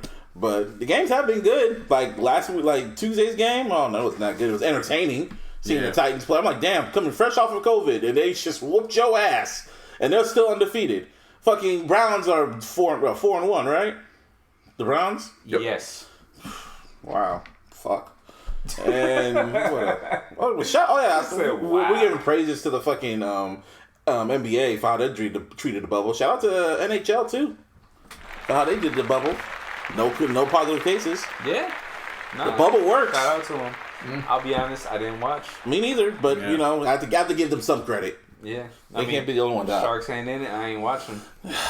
Even if they were, I'd watch. You know what would have happened. It don't matter. I'd still watch. Like, I know you would have watched. At least be able to like talk about it. You know what I mean? Like, I'm not gonna speak on some shit that that I did not watch a single fucking second of. You know what I'm saying? I know. I just want to give them some credit. Yeah. And we ain't gonna talk about baseball because you know your team, the team same you hate. thing.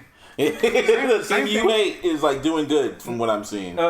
They did good today. I'll give them that.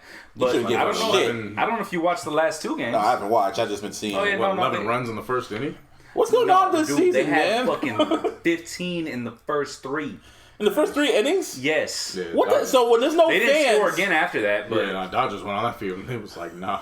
Yeah. So when there's no fans, it's like practice for these damn teams. Just running up the score. With fans, it's like practice for some of them. Yeah. But I've never seen scores this high, when fans. Yeah, this happens. I told you about it. I know, this happens this often. consecutively. Yes. Wow, like 23 like especially in the middle of the season, like all right, pretty much. I'll see those scores sometimes. No. Right before the All-Star break, this shit always happens, and the reason why is because nobody gives a fuck up at that point. Like they're freaking just trying to get to the All-Star break. Wow. Yeah, I remember, albeit Houston was banging on trash cans and shit.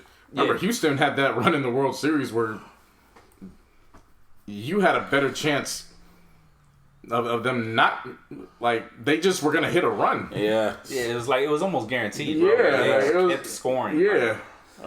And I say albeit the trash cans, but I mean you still got to connect on the hit. Yeah, you still got to make plays. They have to make plays. Yeah.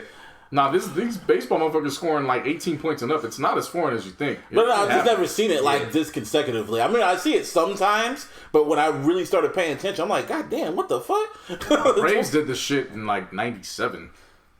I remember that because that was when they were going up against the Yankees. Oh, okay, yeah. No, not the Yankees. I forget who they were going up against. But that was when they were good. Like when they were expected to win that year. Really, they went down like 0-2, and then after that they were just like, all right, 15 runs here, 12 runs in this one. Shit happens, whatever. Man. Shit happens a lot more than you think. You know what I mean? A lot more than you like to give credit to. Yeah. Well, I love Craft Country. Man, I don't know what the fuck is still going on. You guys listen to the podcast. It explains, like, I literally now know what the hell. I understand. Now you understand? Now. Yeah. Okay. It clears up so much. The last 2 episodes have just been phenomenal. I was trying to think, what was the last episode before last? That shit was wild with the females dancing and let me in, or like Bray Wright, let me in. I was like, oh, that's creepy. It's some Boys in the Hood shit. Did you catch the theme on that though? What was it? Okay, so definitely listen to the podcast because they break down themes and all that. The biggest theme about that is black girls will literally scream for help in your face. And everybody was too preoccupied with what they were doing to realize that she was actually in trouble. Yeah. Like, remember, she went out and she kept trying to get Letty's attention, but she couldn't speak. And all she was like, you just need some water? Like, I'll be back. I'm coming back. And it just like, and obviously they couldn't see the girls, the two spirits. Yeah. But obviously something was going on and they were just too preoccupied. Like, that was a whole theme, which was black girls will literally be in front of your face saying they're in trouble. It's like every episode, they just outdo each other. Every episode. It's damn near like a masterpiece. You want to know what I learned in the podcast going into... When did they find his dad? They found him in the 2nd episode, right? Yeah. You want to know what... Omar, or... They found Omar? Yeah. Yeah. You want to learn the connection with that? That shit I would have never got. They said when they found him, it was the relationship. Remember what he tells Tick? What the hell are you doing here? And he goes, in that moment, that's when you realize it's not Tick the adult that went to go get his father. It was Tick the child, because he always thought this one time I could change the relationship. We could have a bond together. And nope, it doesn't do it. And what does that represent? The same situation that black people have with America. America constantly fucks us over and over and over again. And when every time we go to help and just do it, they look at us like, what the fuck are you doing here? Message. Yeah. Now they broke that shit down. I was like, no, I understand everything that's going on now. I get it now. Never would have thought that. You have to listen to the podcast. I gotta listen to that podcast because this show is just like, wow. Every episode they just outdo each other. It's like, how can? And next week's the season finale. Like the Let Me In episode, and then this episode back to back. It just was wow. Like they have a whole podcast dedicated. We can't even break this shit down. Let's listen to that damn podcast. Yeah, the Lovecraft Country podcast. Shouts out. I want to get their names. One of the women is a writer, and then I think another one is she's. I don't want to say she's just a fan because obviously she has. I think she's a. Let me get it. So it's Ashley C. Ford and then Shannon Houston. Shannon Houston is the writer. And I forget exactly what Ashley C. Ford does, but she's prominent. Yeah. Yeah, they do a great job in breaking this down. I just never would have thought I would have gained as more information about Black Wall Street from HBO than I would have gotten in the public school system. But here we are. Because Black Wall Street has not only appeared in the 9th episode of this season, but remember, when we were explaining that to you, Martine, and Watchmen, it was centered around Watchmen. I think I learned about Black Wall Street in like junior high school. Shout out Miss Friend. She taught us the real history. Because when I'm hearing people saying, "Oh, we never got taught that in high school," I'm like, really? So shit. God bless me with a good ass teacher. Shit. I only learned that because I had black teachers. I had a white teacher. That's the one that taught us. So, that's the wild part. She taught me about Emmett Till. She taught me about Black Wall Street. It's how fucked up racism is. She taught me all that shit. Shout out to Miss Friend. Whatever you are, if you're listening. Yeah, but of course when I got to Bellarmine and I was able to have African American experience. Shout out to Fashion. Fashion. That's a fire name. He a fire ass dude. He cool. I still keep in touch with him too. I still keep in touch with certain teachers on Facebook. Same here. Just because they had such an impact. Yeah. And they don't treat you like the little kid or the teenager that you were. Right. They like to see the development. Yeah. Right. My brother and I, we still keep in touch with him. And of course my brother's now working at Bell with the football team. Oh, what's up? So, all that. But no, man, that show, man. That show is incredible. HBO, man. Except Leaving Neverland, they missed with that one. Yeah, well, that ain't a TV series. I know, but still, it's on their network, so they missed with that, motherfucker. Anyway, speaking of HBO, I watched last week because we had time off. I watched the Charm City Kings HBO Max original that starred Meek Mill. That was I really enjoyed watching it. Meek Mill was a pretty decent actor. The story was cool. You may think otherwise, because we'll talk about before we got on the air. Yeah. I need that same energy from people who talk about Tariq. I need that same energy from Mouse. Mouse is literally... the main character. Mouse is literally the person that you try to make Tariq out to be. He's literally an unlikable person once you get halfway into the movie. The first half, he's cool. It's like, okay, it's a nice little coming-of-age story. Yeah. Black teenager. It's a nice connection with the city of Baltimore and the bikes. I kept thinking it was Philly until I was like, oh, this is Baltimore. So it makes sense. And then midway... Charm City, right? Yeah. You said Charm City? Yeah, Charm City. It's Baltimore. Oh, okay. All right. And then literally midway through it, it's just like... What part was it? It just broke the camel's back. When he let dude come take the bike. Yeah, that stupid shit. And it was like... Oh my god, I fast forwarded because I knew it was going to happen too. I'm like, I'm fast forwarding. And as soon as he's going, he's like, fuck! I'm like, that's what the fuck you get, you stupid motherfucker. That was stupid. Then there was that, and then of course he had the whole fucking crew came in and had to go beat the nigga down. Well, because his friend beat him down. No. They had to come stop him from shooting the friend because before he even had the chance, the gun was to his head. Yeah, true. So he just had a fucked up situation with that. Then they were down with the crew. doing because the reason why he had to do it because first he asked because Meek Mill is like he was like an unofficial mentor for him because he wanted to bike. He was reformed. He has a role in that. Like, oh yeah, spoilers. Oh, so he's Meek Mill. This is Meek Mill in the reality where he doesn't become a rapper. He goes back to his hood and he tries to better himself. Yeah, this is literally the alternate reality. There's no disrespect to Meek. He did a good job in the role. Yeah, I don't want people to think like he was Oscar worthy, and like far fetched. Like he did a role that suited him and he could connect with right away. Yeah, so it was a good first role, and he wasn't yelling. Yeah, but is that like his second role or something like that? No, I think this is his first. He's been in I think this is it. This is the guy. I remember for whatever reason I went back and listened to one of our old episodes and you mentioned this specific movie with Meek Mill. So this is it. I think this is his first role. I think because if it's hypothetically, if it's not his first role, this is of course his first in like the production side because it's Will and Jada that were Will and Jada was executive producers. But yeah, so he does that. So yeah, he's his unofficial mentor, and then he's riding with the gang. Because his mom, Meek's character who plays Blacks, he's like, "Yo, don't do it." Like I used to run this gang. Like, and the whole reason why the kid did it is because he found out his mom is past due on bills. But check this, Martin. Listen, he already got a job. What was he was working at the vet. It was just under minimum wage because he wasn't 16, so they were basically paying him out off the books. So even though it was little tiny, specks of cash, he still was getting paid. And he quit the job. He chose to go work in Meek's garage to just get a bike. This is what it was all about. He just wanted a bike. Yeah. So it's like, okay, nice again, first half of the movie, nice coming of age story. It's about him gonna get a bike. And next thing you know, he's doing drug runs. Yeah. To like get big money. And then he gets tired of the drug runs because he feels like he's big and bad. He wants to start his own gang. So then the movie turns into Juice Jr. Wow. I won't say Juice Jr. It turns into Juice Jr. I'll say don't be a menace. Say don't be a menace. They take the gun into the liquor store. Yeah. That is Juice. That is Juice. Yeah, that's Juice. But somebody gets shot in the liquor store. I remember. That is Juice. That is Juice. But I mean, to me, he sounds like Juice. It was Junior. Ish. Yeah. It was just Junior. Just no Bishop.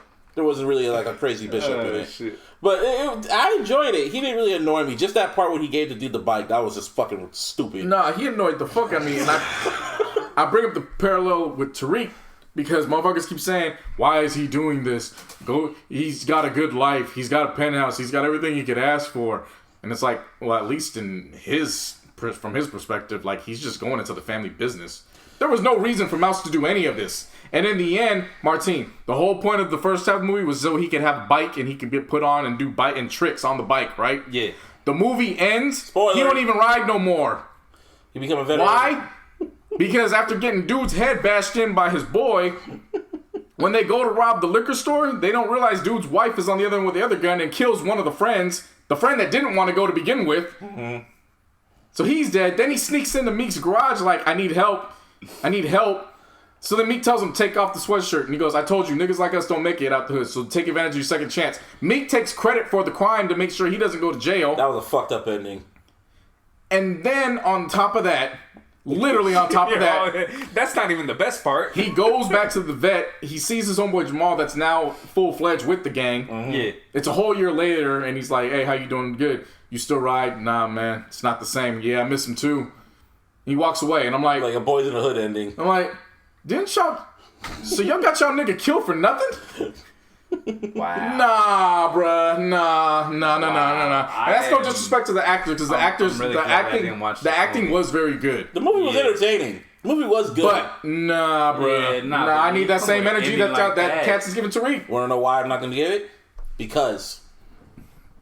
Well, that's not good enough. I know it's not, but fuck Tariq. Yeah, that's not. I don't give a fuck. Don't give a fuck. Nah, you know why else it don't sound good to me? What? Because I'm talking champ talk right now, nigga. Lakers 2020, bitch. And Busby be bullshitting. Busby bullshitting? Busby Tariq be bullshitting. Tariq pissed me off. That's all that matters is how I feel. Alright? So fuck Tariq. You said, what's his name? Mouse. You say fuck Mouse, I say fuck Tariq, and you said fuck Russell Wilson. So we all say fuck everyone in here. We good. We both hate fictional characters. But that's the thing, we both hate fictional characters. You hate a real person. But see, here's the thing though. But I'm not going to talk about this after. That's the difference. I know. Well, yeah, that's true. What the fuck? Okay, nah. My bad, a phone caught my attention. Nah, but what you call it? Y'all, you know, you guys got your thing against your little fictional characters and shit. My dude's, but it triggers us. Real life person and shit. You know what I'm saying? But he has fictional ways. So fictional ways to you. No, you created this fictional way. I don't believe you created a character out of him. So you're hating a character that is based on Russell Wilson. You created a character in your mind. You ain't different from us. Seriously. The only difference is me and Busby watch our characters on TV. Exactly. Nigga, you created a whole fucking character. I mean, technically, you are watching him on TV. You saw him on the field. I've seen him when he plays against the Niners. Yeah.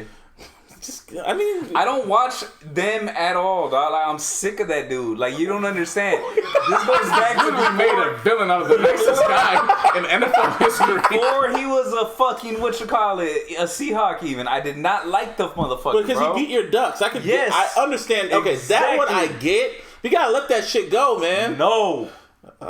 Well. Don't get mad at us when we say fuck the Cowboys and fuck the Giants and fuck everyone else. We hold that grudge. Why? Exactly. So why you hold the grudge for Russell Wilson? We still gotta play the Seahawks twice a fucking year, maybe 3 times. At least I'm ready for him. I know he's good. I know. I gotta get my hopes up now. For real. See what the fuck that nigga did last week? I ain't got no damn hopes for seeing them in the third time in the playoffs. I don't want to see him at all. No. I'm talking about like on a good year where both teams are, you know, equally good. We might see them fucking 3 times a fucking year. Oh, of course. But it ain't this year. No, of course not. But it's every year that I just can't stand the dude. Mm-hmm. I just cannot stand the dude. No. Shit, man. I mean, he cool. Russell Wilson is amazing. He's a nice guy. Let it go. He hates Mouse. I hate Tariq. But they're not real. This guy's real. He's a nice guy. If he came in, he'll shake all our hands, including yours. And he'll shake his hand. And he'll pray for you. Yeah, he will. He'll give you some Sierra cookies. I feel like Kendrick, man. You know what I'm saying? What about Kendrick? Nobody pray for me. Nobody pray for me. We're gonna find a picture of Russell Wilson wearing some Lakers shit, and that's gonna be the cover. Nobody pray that shit up. We gonna get some pictures of Kobe, just Lakers in general, and then a random picture of Russell Wilson. Oh hell! Which one do you think is gonna get took down real quick?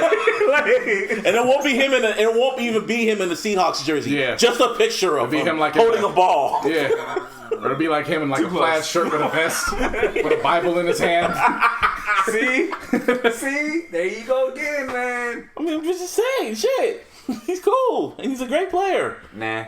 Alright, well, shit. Russell Wilson, man, he's providing the perfect balance for baby Future. Seriously. He's providing the perfect balance between... He's a great father for him. Between misogyny and what's the term they use?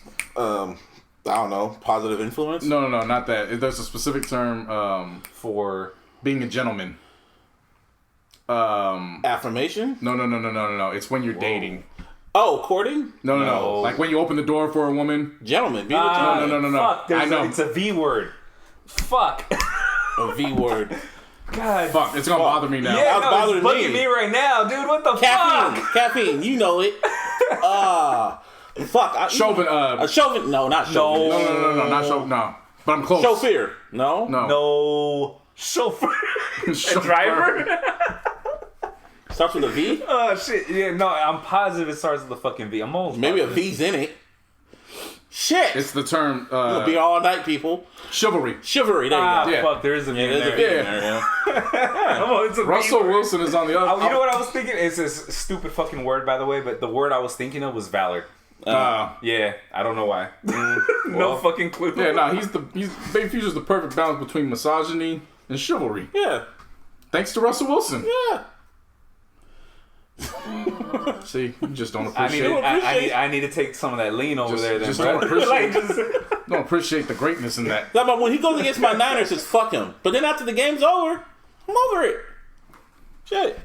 And every time I see Russell Wilson going against the team I root for, That's it's like, cool. Damn, that motherfucker good, man. He was. Well, and great news when it comes to Spider-Man. They got announced that Doctor Strange is going to be in Spider-Man. Spider-Man 3. Multiverse. Yep. And now there's strong rumors going around that it's going to be the Spider-Verse live action. It's going to be Tobey. It's going to be Andrew, too. Tobey Maguire and Andrew Garfield. You gonna be a Spider-Man. You gonna be a Spider-Man. And you gonna be Spider-Man. And you. And on top of that, Jamie Foxx is coming back as Electro. So they see MCU got a plan. They ain't gonna have no movies out this time, like this year because of COVID. But they got a plan. They took that budget and said, "Fuck it." They just said, "Write the script. Oh, we gotta make this big. We gotta make this big, man. Fuck it. Give the bag to Spider Boy." Seriously, man. So whatever. They started filming today. Actually, in New York, I saw like little clips of it. I was like, "Oh, they started filming today. During a fucking pandemic. Hollywood going to Hollywood." They start filming Tommy's chapter of Power in January. They started filming Batman again. Like Hollywood's still trying to find a way. They pretty much. Batman. Oh yeah. Duh. Batman. Gotta put duh. Yeah. That's a correction. Gotcha. You can't say Batman. You gotta say duh. See, when we saw Dark Knight, that was just Batman. And then, the Tim Burton movies, that was Batman. But this shit, duh. Batman. Motherfuckers. Shit. Get it right. Anyway, we missed a whole lot of music from 2 weeks. Oh, shit. That's why I saved it for last. So, there was West Side Gun. Here we go. Bryson Tiller, YG, Reason, 21 Savage, and including Jay Electronica. 21 Savage and Metro Boomin. Oh, yeah, of course. 21 Savage and Metro Boomin. So, where do you want to start first? West Side Gun. Boom, boom, boom. Give me what I want. Give me a hell. And I've been waiting, baby. West Side Gun is Shady Records debut. Who made the Sunshine? Even though this motherfucker's been dropping albums out the ass for the past fucking year. This album's cool. Yeah. It just, He's starting over. He ran the year too much. It was oversaturation. Too much product out. I'll say this though, when 98 Sabres came on, the last track, when you heard Just Blaze go, "As we proceed," that's when the Trump news came out that he got COVID. That's it. As we proceed to give you what you need. That was a good moment. There's nothing wrong with the songs themselves. Like if he would have dropped this first, then it would probably been one of the top rap albums. Or if he would have dropped this only this year. Yeah, that's what I meant. That's So that's the thing. Now, like a lot of songs, I just felt like I heard them already on the other two projects. Mm-hmm. Yeah. So that's where the issue lies in with me. Other than that, I mean, he's got the entire Griselda roster on here. Literally. Mm-hmm. He even got what's his name on here? He even got Slick Rick on here twice. Yeah. Black Thought. That was too much. Black Thought just. Oh, Black Thought is a motherfucking he monster, just like Black Thought. He is a motherfucking monster. And I know that it goes without speaking when Black Thought jumps on a track, like move out the way. But I walked away with this track. Just all I remember who spit was Black Thought's verse. Period. Like he came on here and he saw he conquered, and then he was out. Yep. Literally, definitely. I mean. For me, I liked Liz Loves Luger. That was a good one. Mm-hmm. I like Lassie. I liked Armani Caesar vocalizing on that one. Yeah. Mm-hmm. I want to do that more. Mm-hmm. That shit was different. Yeah. Luger Loves Luger and Lassie. Or was it called Lassie? Lassie. Yeah, that was good. I like that track. And 96 Sabres, of course, Benny had one of the best verses on that shit. He spit his ass off just to close the album. That Frank Murphy beat was just too off the wall for me.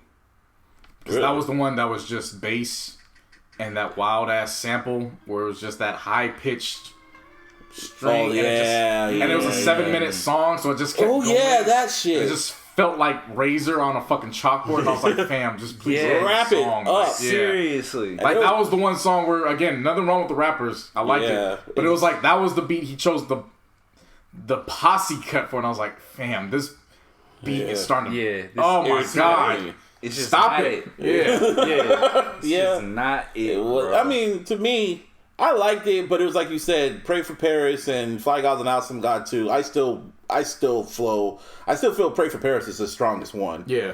And, this one is like a number 2. I still feel the weakest one was Fly God is Awesome God too. Sorry, Martine. That's like the weakest one to me. This right here is the weakest. Yeah, I'm going to have to go with this one as well.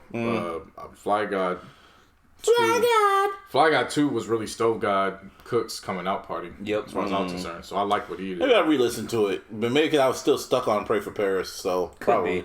Yeah. This one, I can listen to this. I listened to it like 3 times. It was cool. I enjoyed it. I mean, again, there's nothing wrong with it other than the fact that it just, at this time in 2020, with what he's already released, it just sounds redundant now. Yeah. So it was like, all right, I heard. Like, had he saved this for 2021, I would probably be talking a different tune. Yeah. You know what I'm saying? Like, I would have had time between those 2 projects, and assuming that he's, you know, if he doesn't retire at the end of this year and he raps next year, had he dropped this, I'd have been like, the way he's dropping, he's dropping, I could see him probably retire, sticking true to his retirement. Maybe doing the features, but, you know, it is what it is. So who's next? Bryson, Jay, YG. I'm like, Metro Boomin want some more. Never! Alright, I'm just gonna say I didn't like the shit. That's all I'm gonna say. Boo this man! Let's take those blues. This shit right here, bro. This was great. This really surprised me. See, I went into this like thinking like, oh, okay, they cleared like a vocal of Morgan Freeman talking, because that's kind of like how Twitter made it out to be. No. And like Morgan Freeman's on the album, so I'm like, oh, okay, like they cleared something, like, you know, that it is what it is. Mm-hmm. Nah, Morgan Freeman is narrating this entire album. They said Morgan Freeman is narrating this album. Morgan Freeman literally narrated the entire fucking album. He even narrated about the difference between snitches and, what was it called, rats and snitches? Snitches and rats. Yeah. I was like, wow. This was really, 21 Savage really wrapped his ass off on this shit. He did it for me. Like this, I walked into this just like excited to hear 21 Savage before 2020 ends. Yeah. And I left this project like, I gotta see where I put it on my board, but if somebody has this as their best album of 2020, I will not be mad. Me neither. Like, I'm not mad at it at all. Rich nigga. This is album of the year product to me.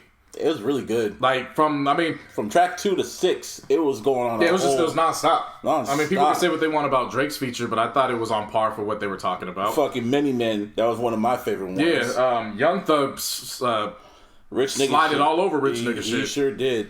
My Dog was fire. Stepping on Niggas. Stepping on Niggas was great. Yeah, it was. R.I.P. Love. Rip Love, that was good. Like, I love the beats that Metro Boomin used, man. And said and done, that was fire. Like, the whole album, the way it was made, the transitions, everything about this album was just great. This is one of those projects where it's going to be hard to pull songs and put on a playlist just because they flow so well on the album already. You got to find the right song.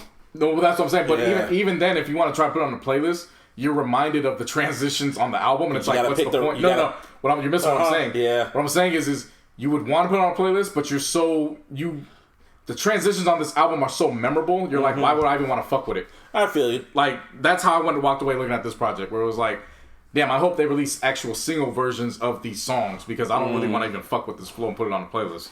Put it on my playlist. Kind of flows great. It's a ding for me. Hey. Anyway, I love the album. So why didn't you like it, Martine? Why? Just didn't like it. Okay. Did it sound like Russell Wilson? Yeah. Yeah. Did it sound like Russell Wilson? All right. Everything was nice. It was just weird. Nah, I'm good. It was too nice. It was too positive. It was like a Chance the Rapper album to you. Yeah. Damn. So, TDE decided to drop an album, finally, this year. New Beginnings from Reason. Give me a hand. And if y'all listen to this podcast for the longest time, we all love Reason. Like, after I heard him on the Black Panther soundtrack, I love this verse. I love all the loosies he dropped, all the records he dropped, even his demo, which was his debut album, I guess. We loved it. So this is his official debut album, New Beginnings, and it's Yeah, don't get me wrong. I thoroughly enjoy Reason. Yeah, same here. I just have my reservations about him. Because for as good as Black Panther's feature on the Black Panther soundtrack, for as good as his demo was, and the Dreamville features, well, even that, everything after really hasn't stuck with me. Yeah.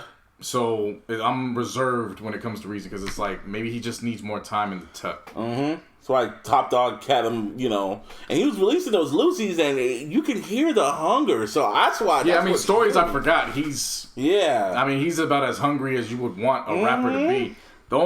And again, this falls under the same issue I had with West Side's project, which was where that kind of sounded in that while those sounded redundant, these songs, while they're good, he just either reminded me, it was always either Kendrick, J-Rock, Q, or Soul. Just Black Hippie, period. Like, by the time it got to track 6 and Rhapsody came on...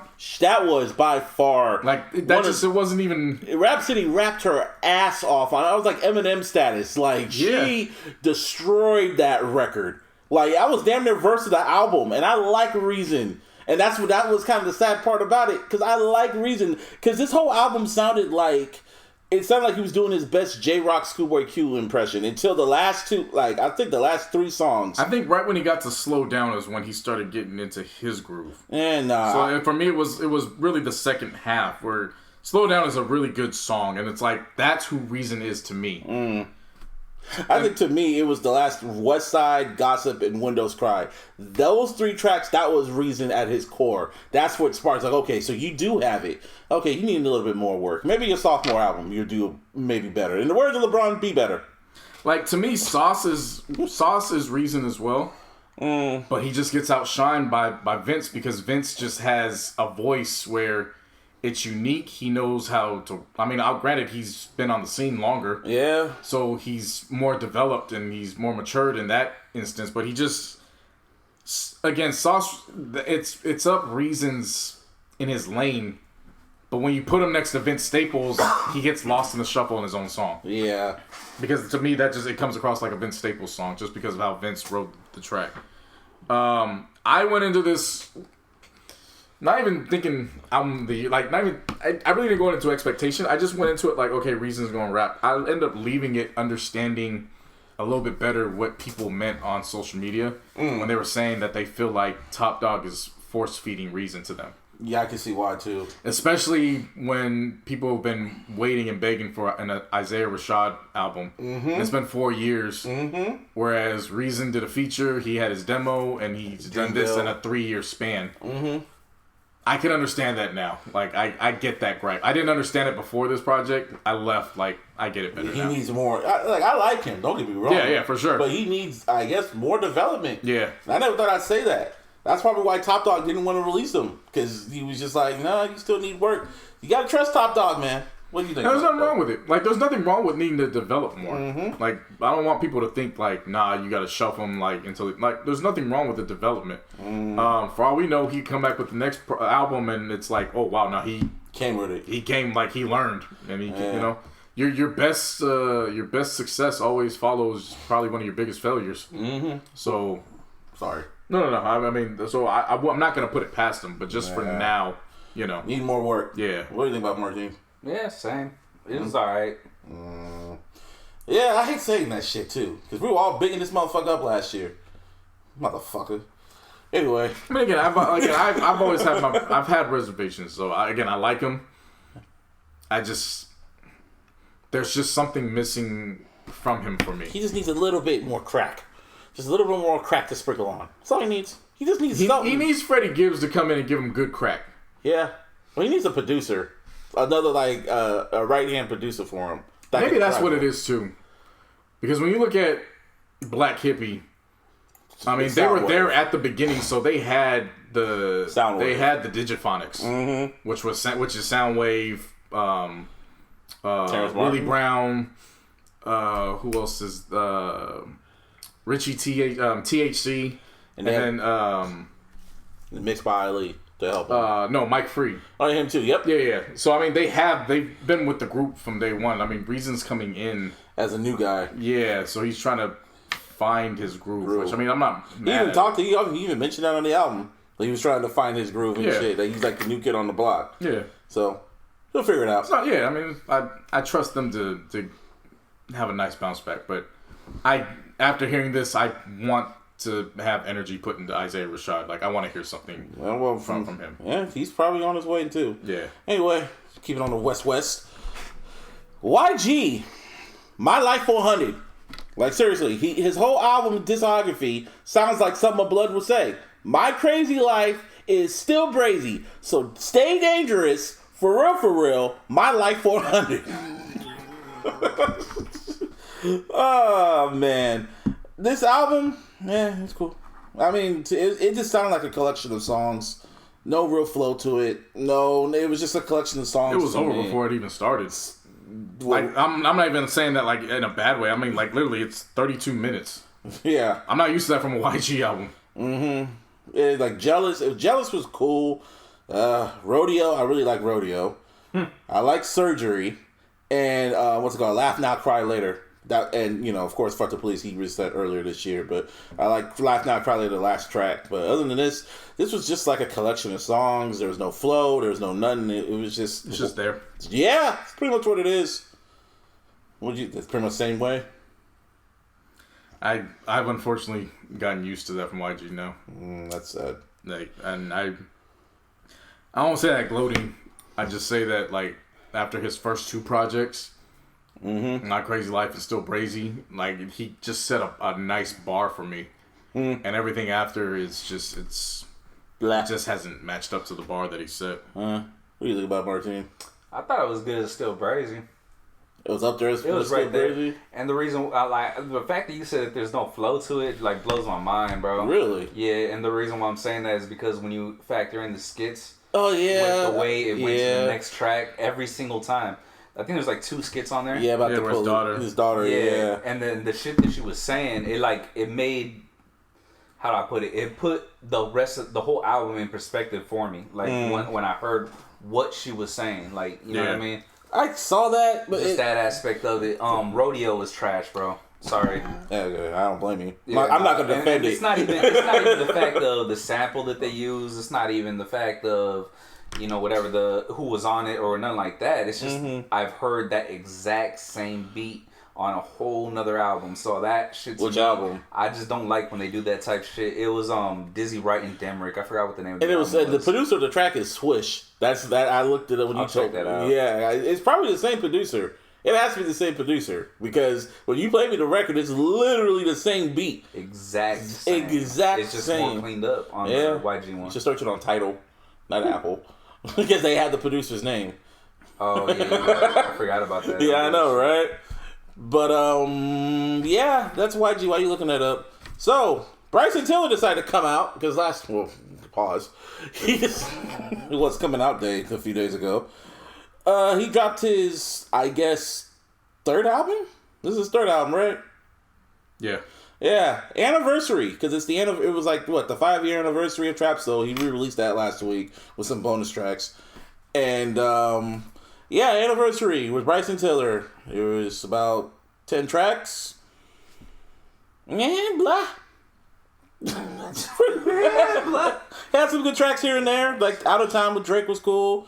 In Hell, the lead singer was cool. And the Timeless Interlude was cool. And Things Change was cool. Other than that, this album was forgettable as fuck to me.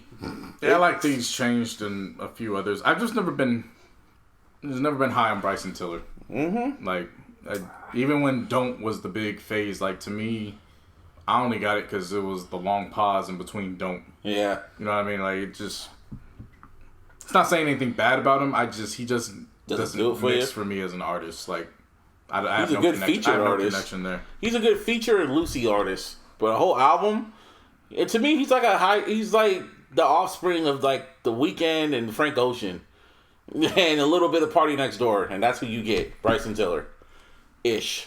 I feel like Bryson Tiller is. I feel like he is something. Russell Wilson. He's like poor man's Black. Oof, that's harsh.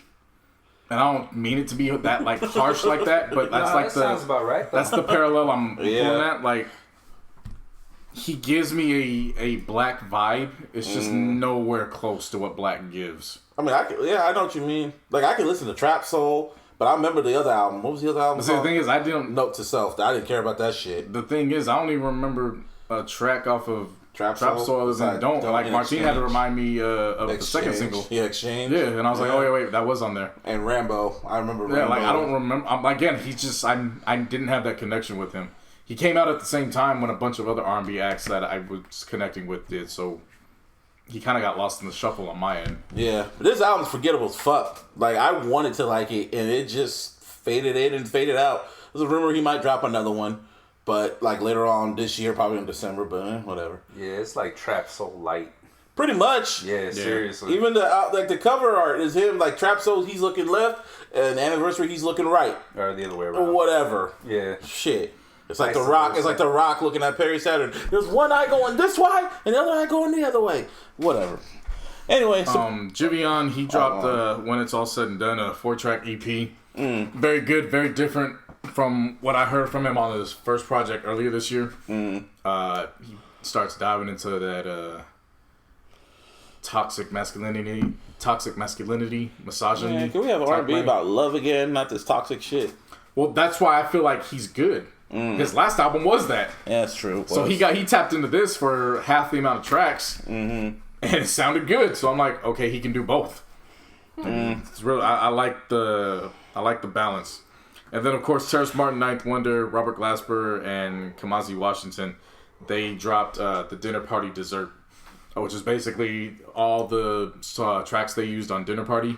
They added rappers to them. Yeah. So like you got Buddy, Cordae, Snoop, Rhapsody's on there, and then several others. And it's a different spin to it too. So like there's a couple tracks Ninth Wonder actually went back and added elements for the rappers to go in on. So it's a nice addition to what you've already heard if you have heard the Dinner Party project. Listen to anything else, Martine? Actually, I listened to a whole bunch of shit. Like, I'm surprised we only talked about 5 albums in 2 weeks.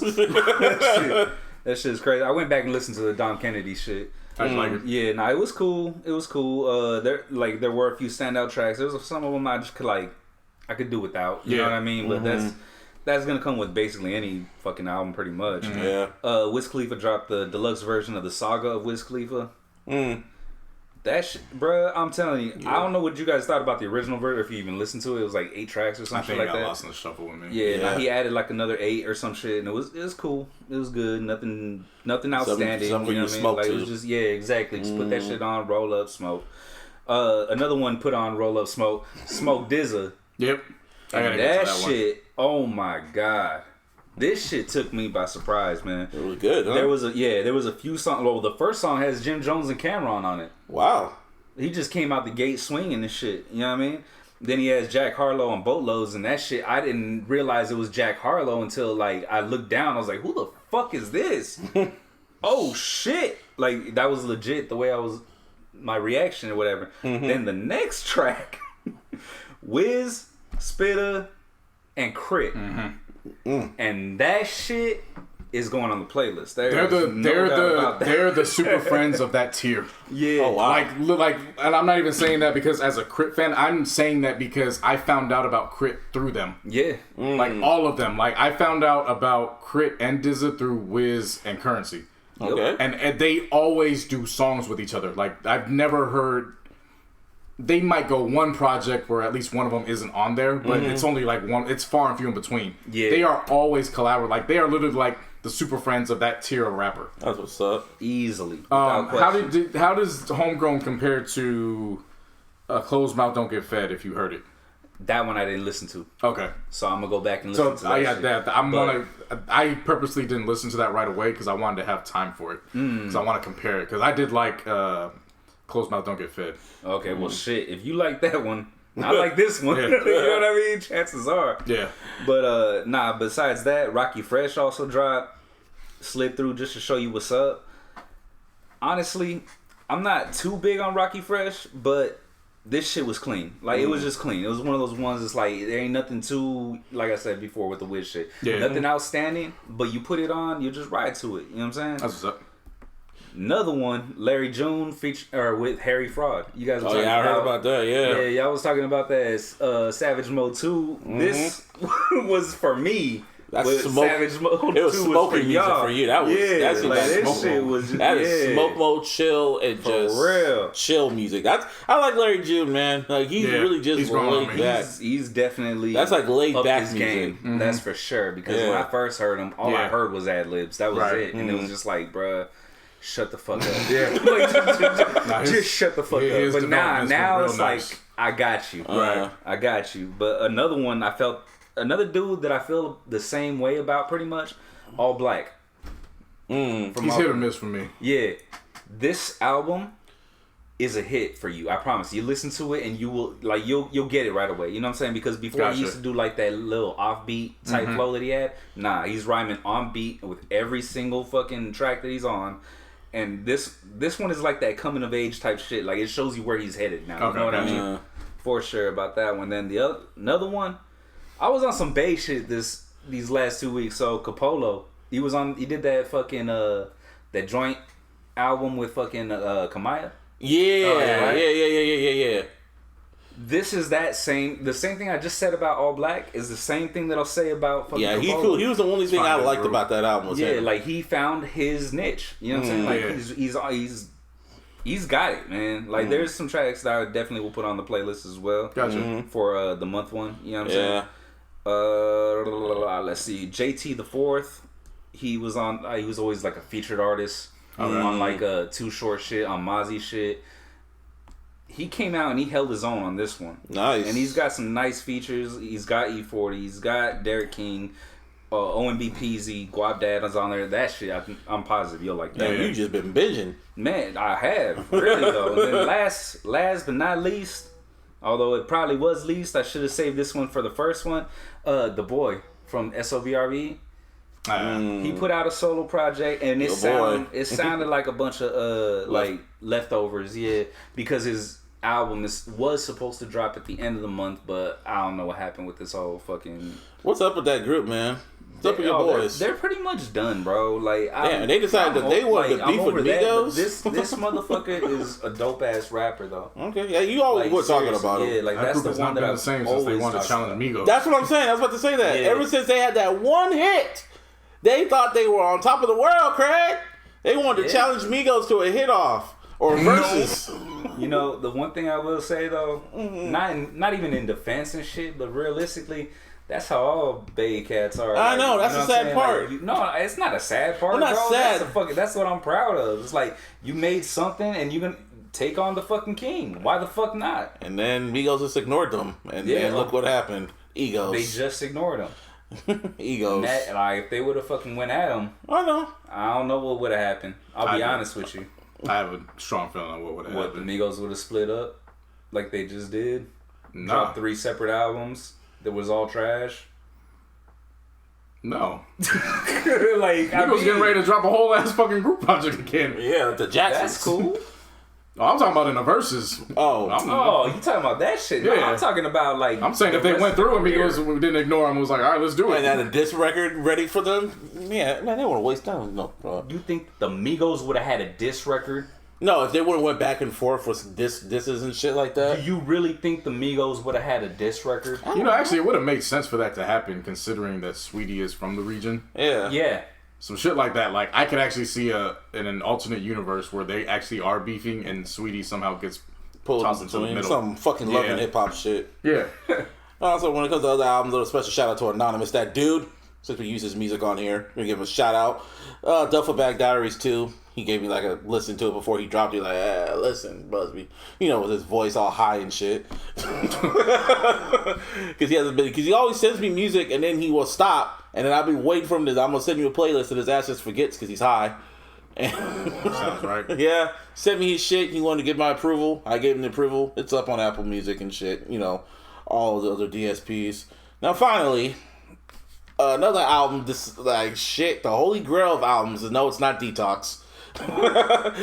It leaked. We didn't think it was ever going to leak, but it somehow, some way, the hackers got their hands on it. They paid a hefty price. But Jay Electronica's official debut album, Act 2, leaked, and I know both y'all didn't listen to it, so I stayed away from it on purpose. I figured I had a feeling if I was going to listen to that, I was going to be upset, very pissed off with what he just don't care with what he did. And also, I just wasn't in the mood for algorithm raps. It's pretty much what it is. I just wasn't in the mood for it. Like, I was ready to, I was in Lakers mode. So, yeah, I can understand. Yeah. Honestly, listening to it, he rapped his ass off on it, and you could tell it wasn't done, because there's certain tracks where there's like long-ass instrumental breaks and shit, so you could tell he had like features with Nas or Kanye ready to go.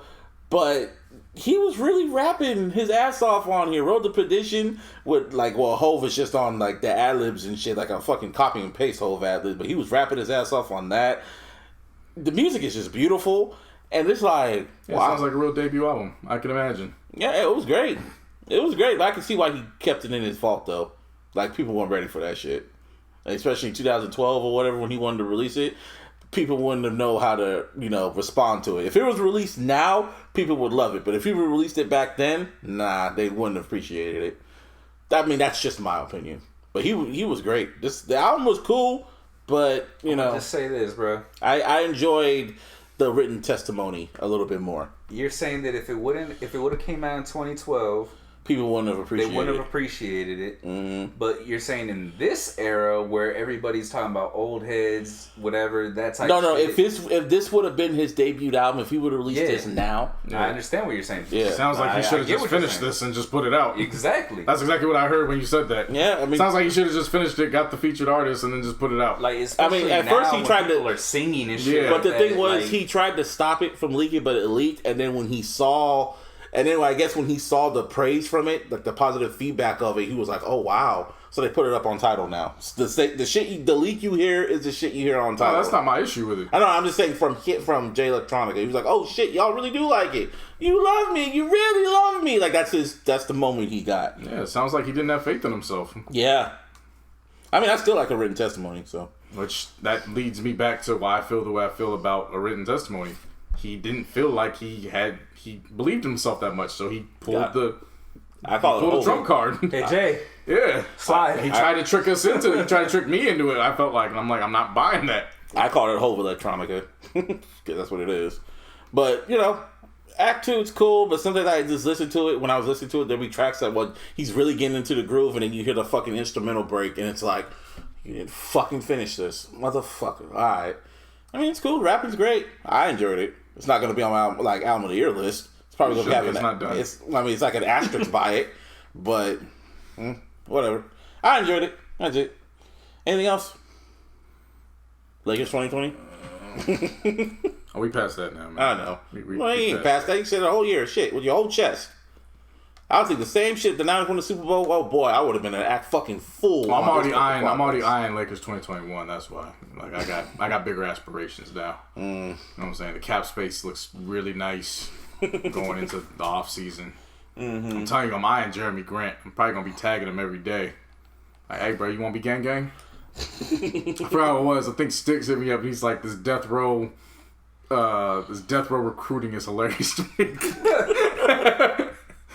It is. Like, that was one thing about it. I think that was the funny thing too when LeBron was like Laker faithful. Mm-hmm. I was like, what the fuck is a Laker faithful? I'm like, nigga, we LA, we gangbang. This is Laker gang. It is Laker gang. Laker faithful. I don't know, probably he was like at a Niner twit, or maybe he was just tired. Nah, he's said faithful like for the longest time already. Like nothing new. It's nothing new. I mean, but it's just it's not like I'm mad at him for it. It's just like, nah, bro, it's nation or gang. Like, I mean, the hashtag is Laker gang, so it's you know.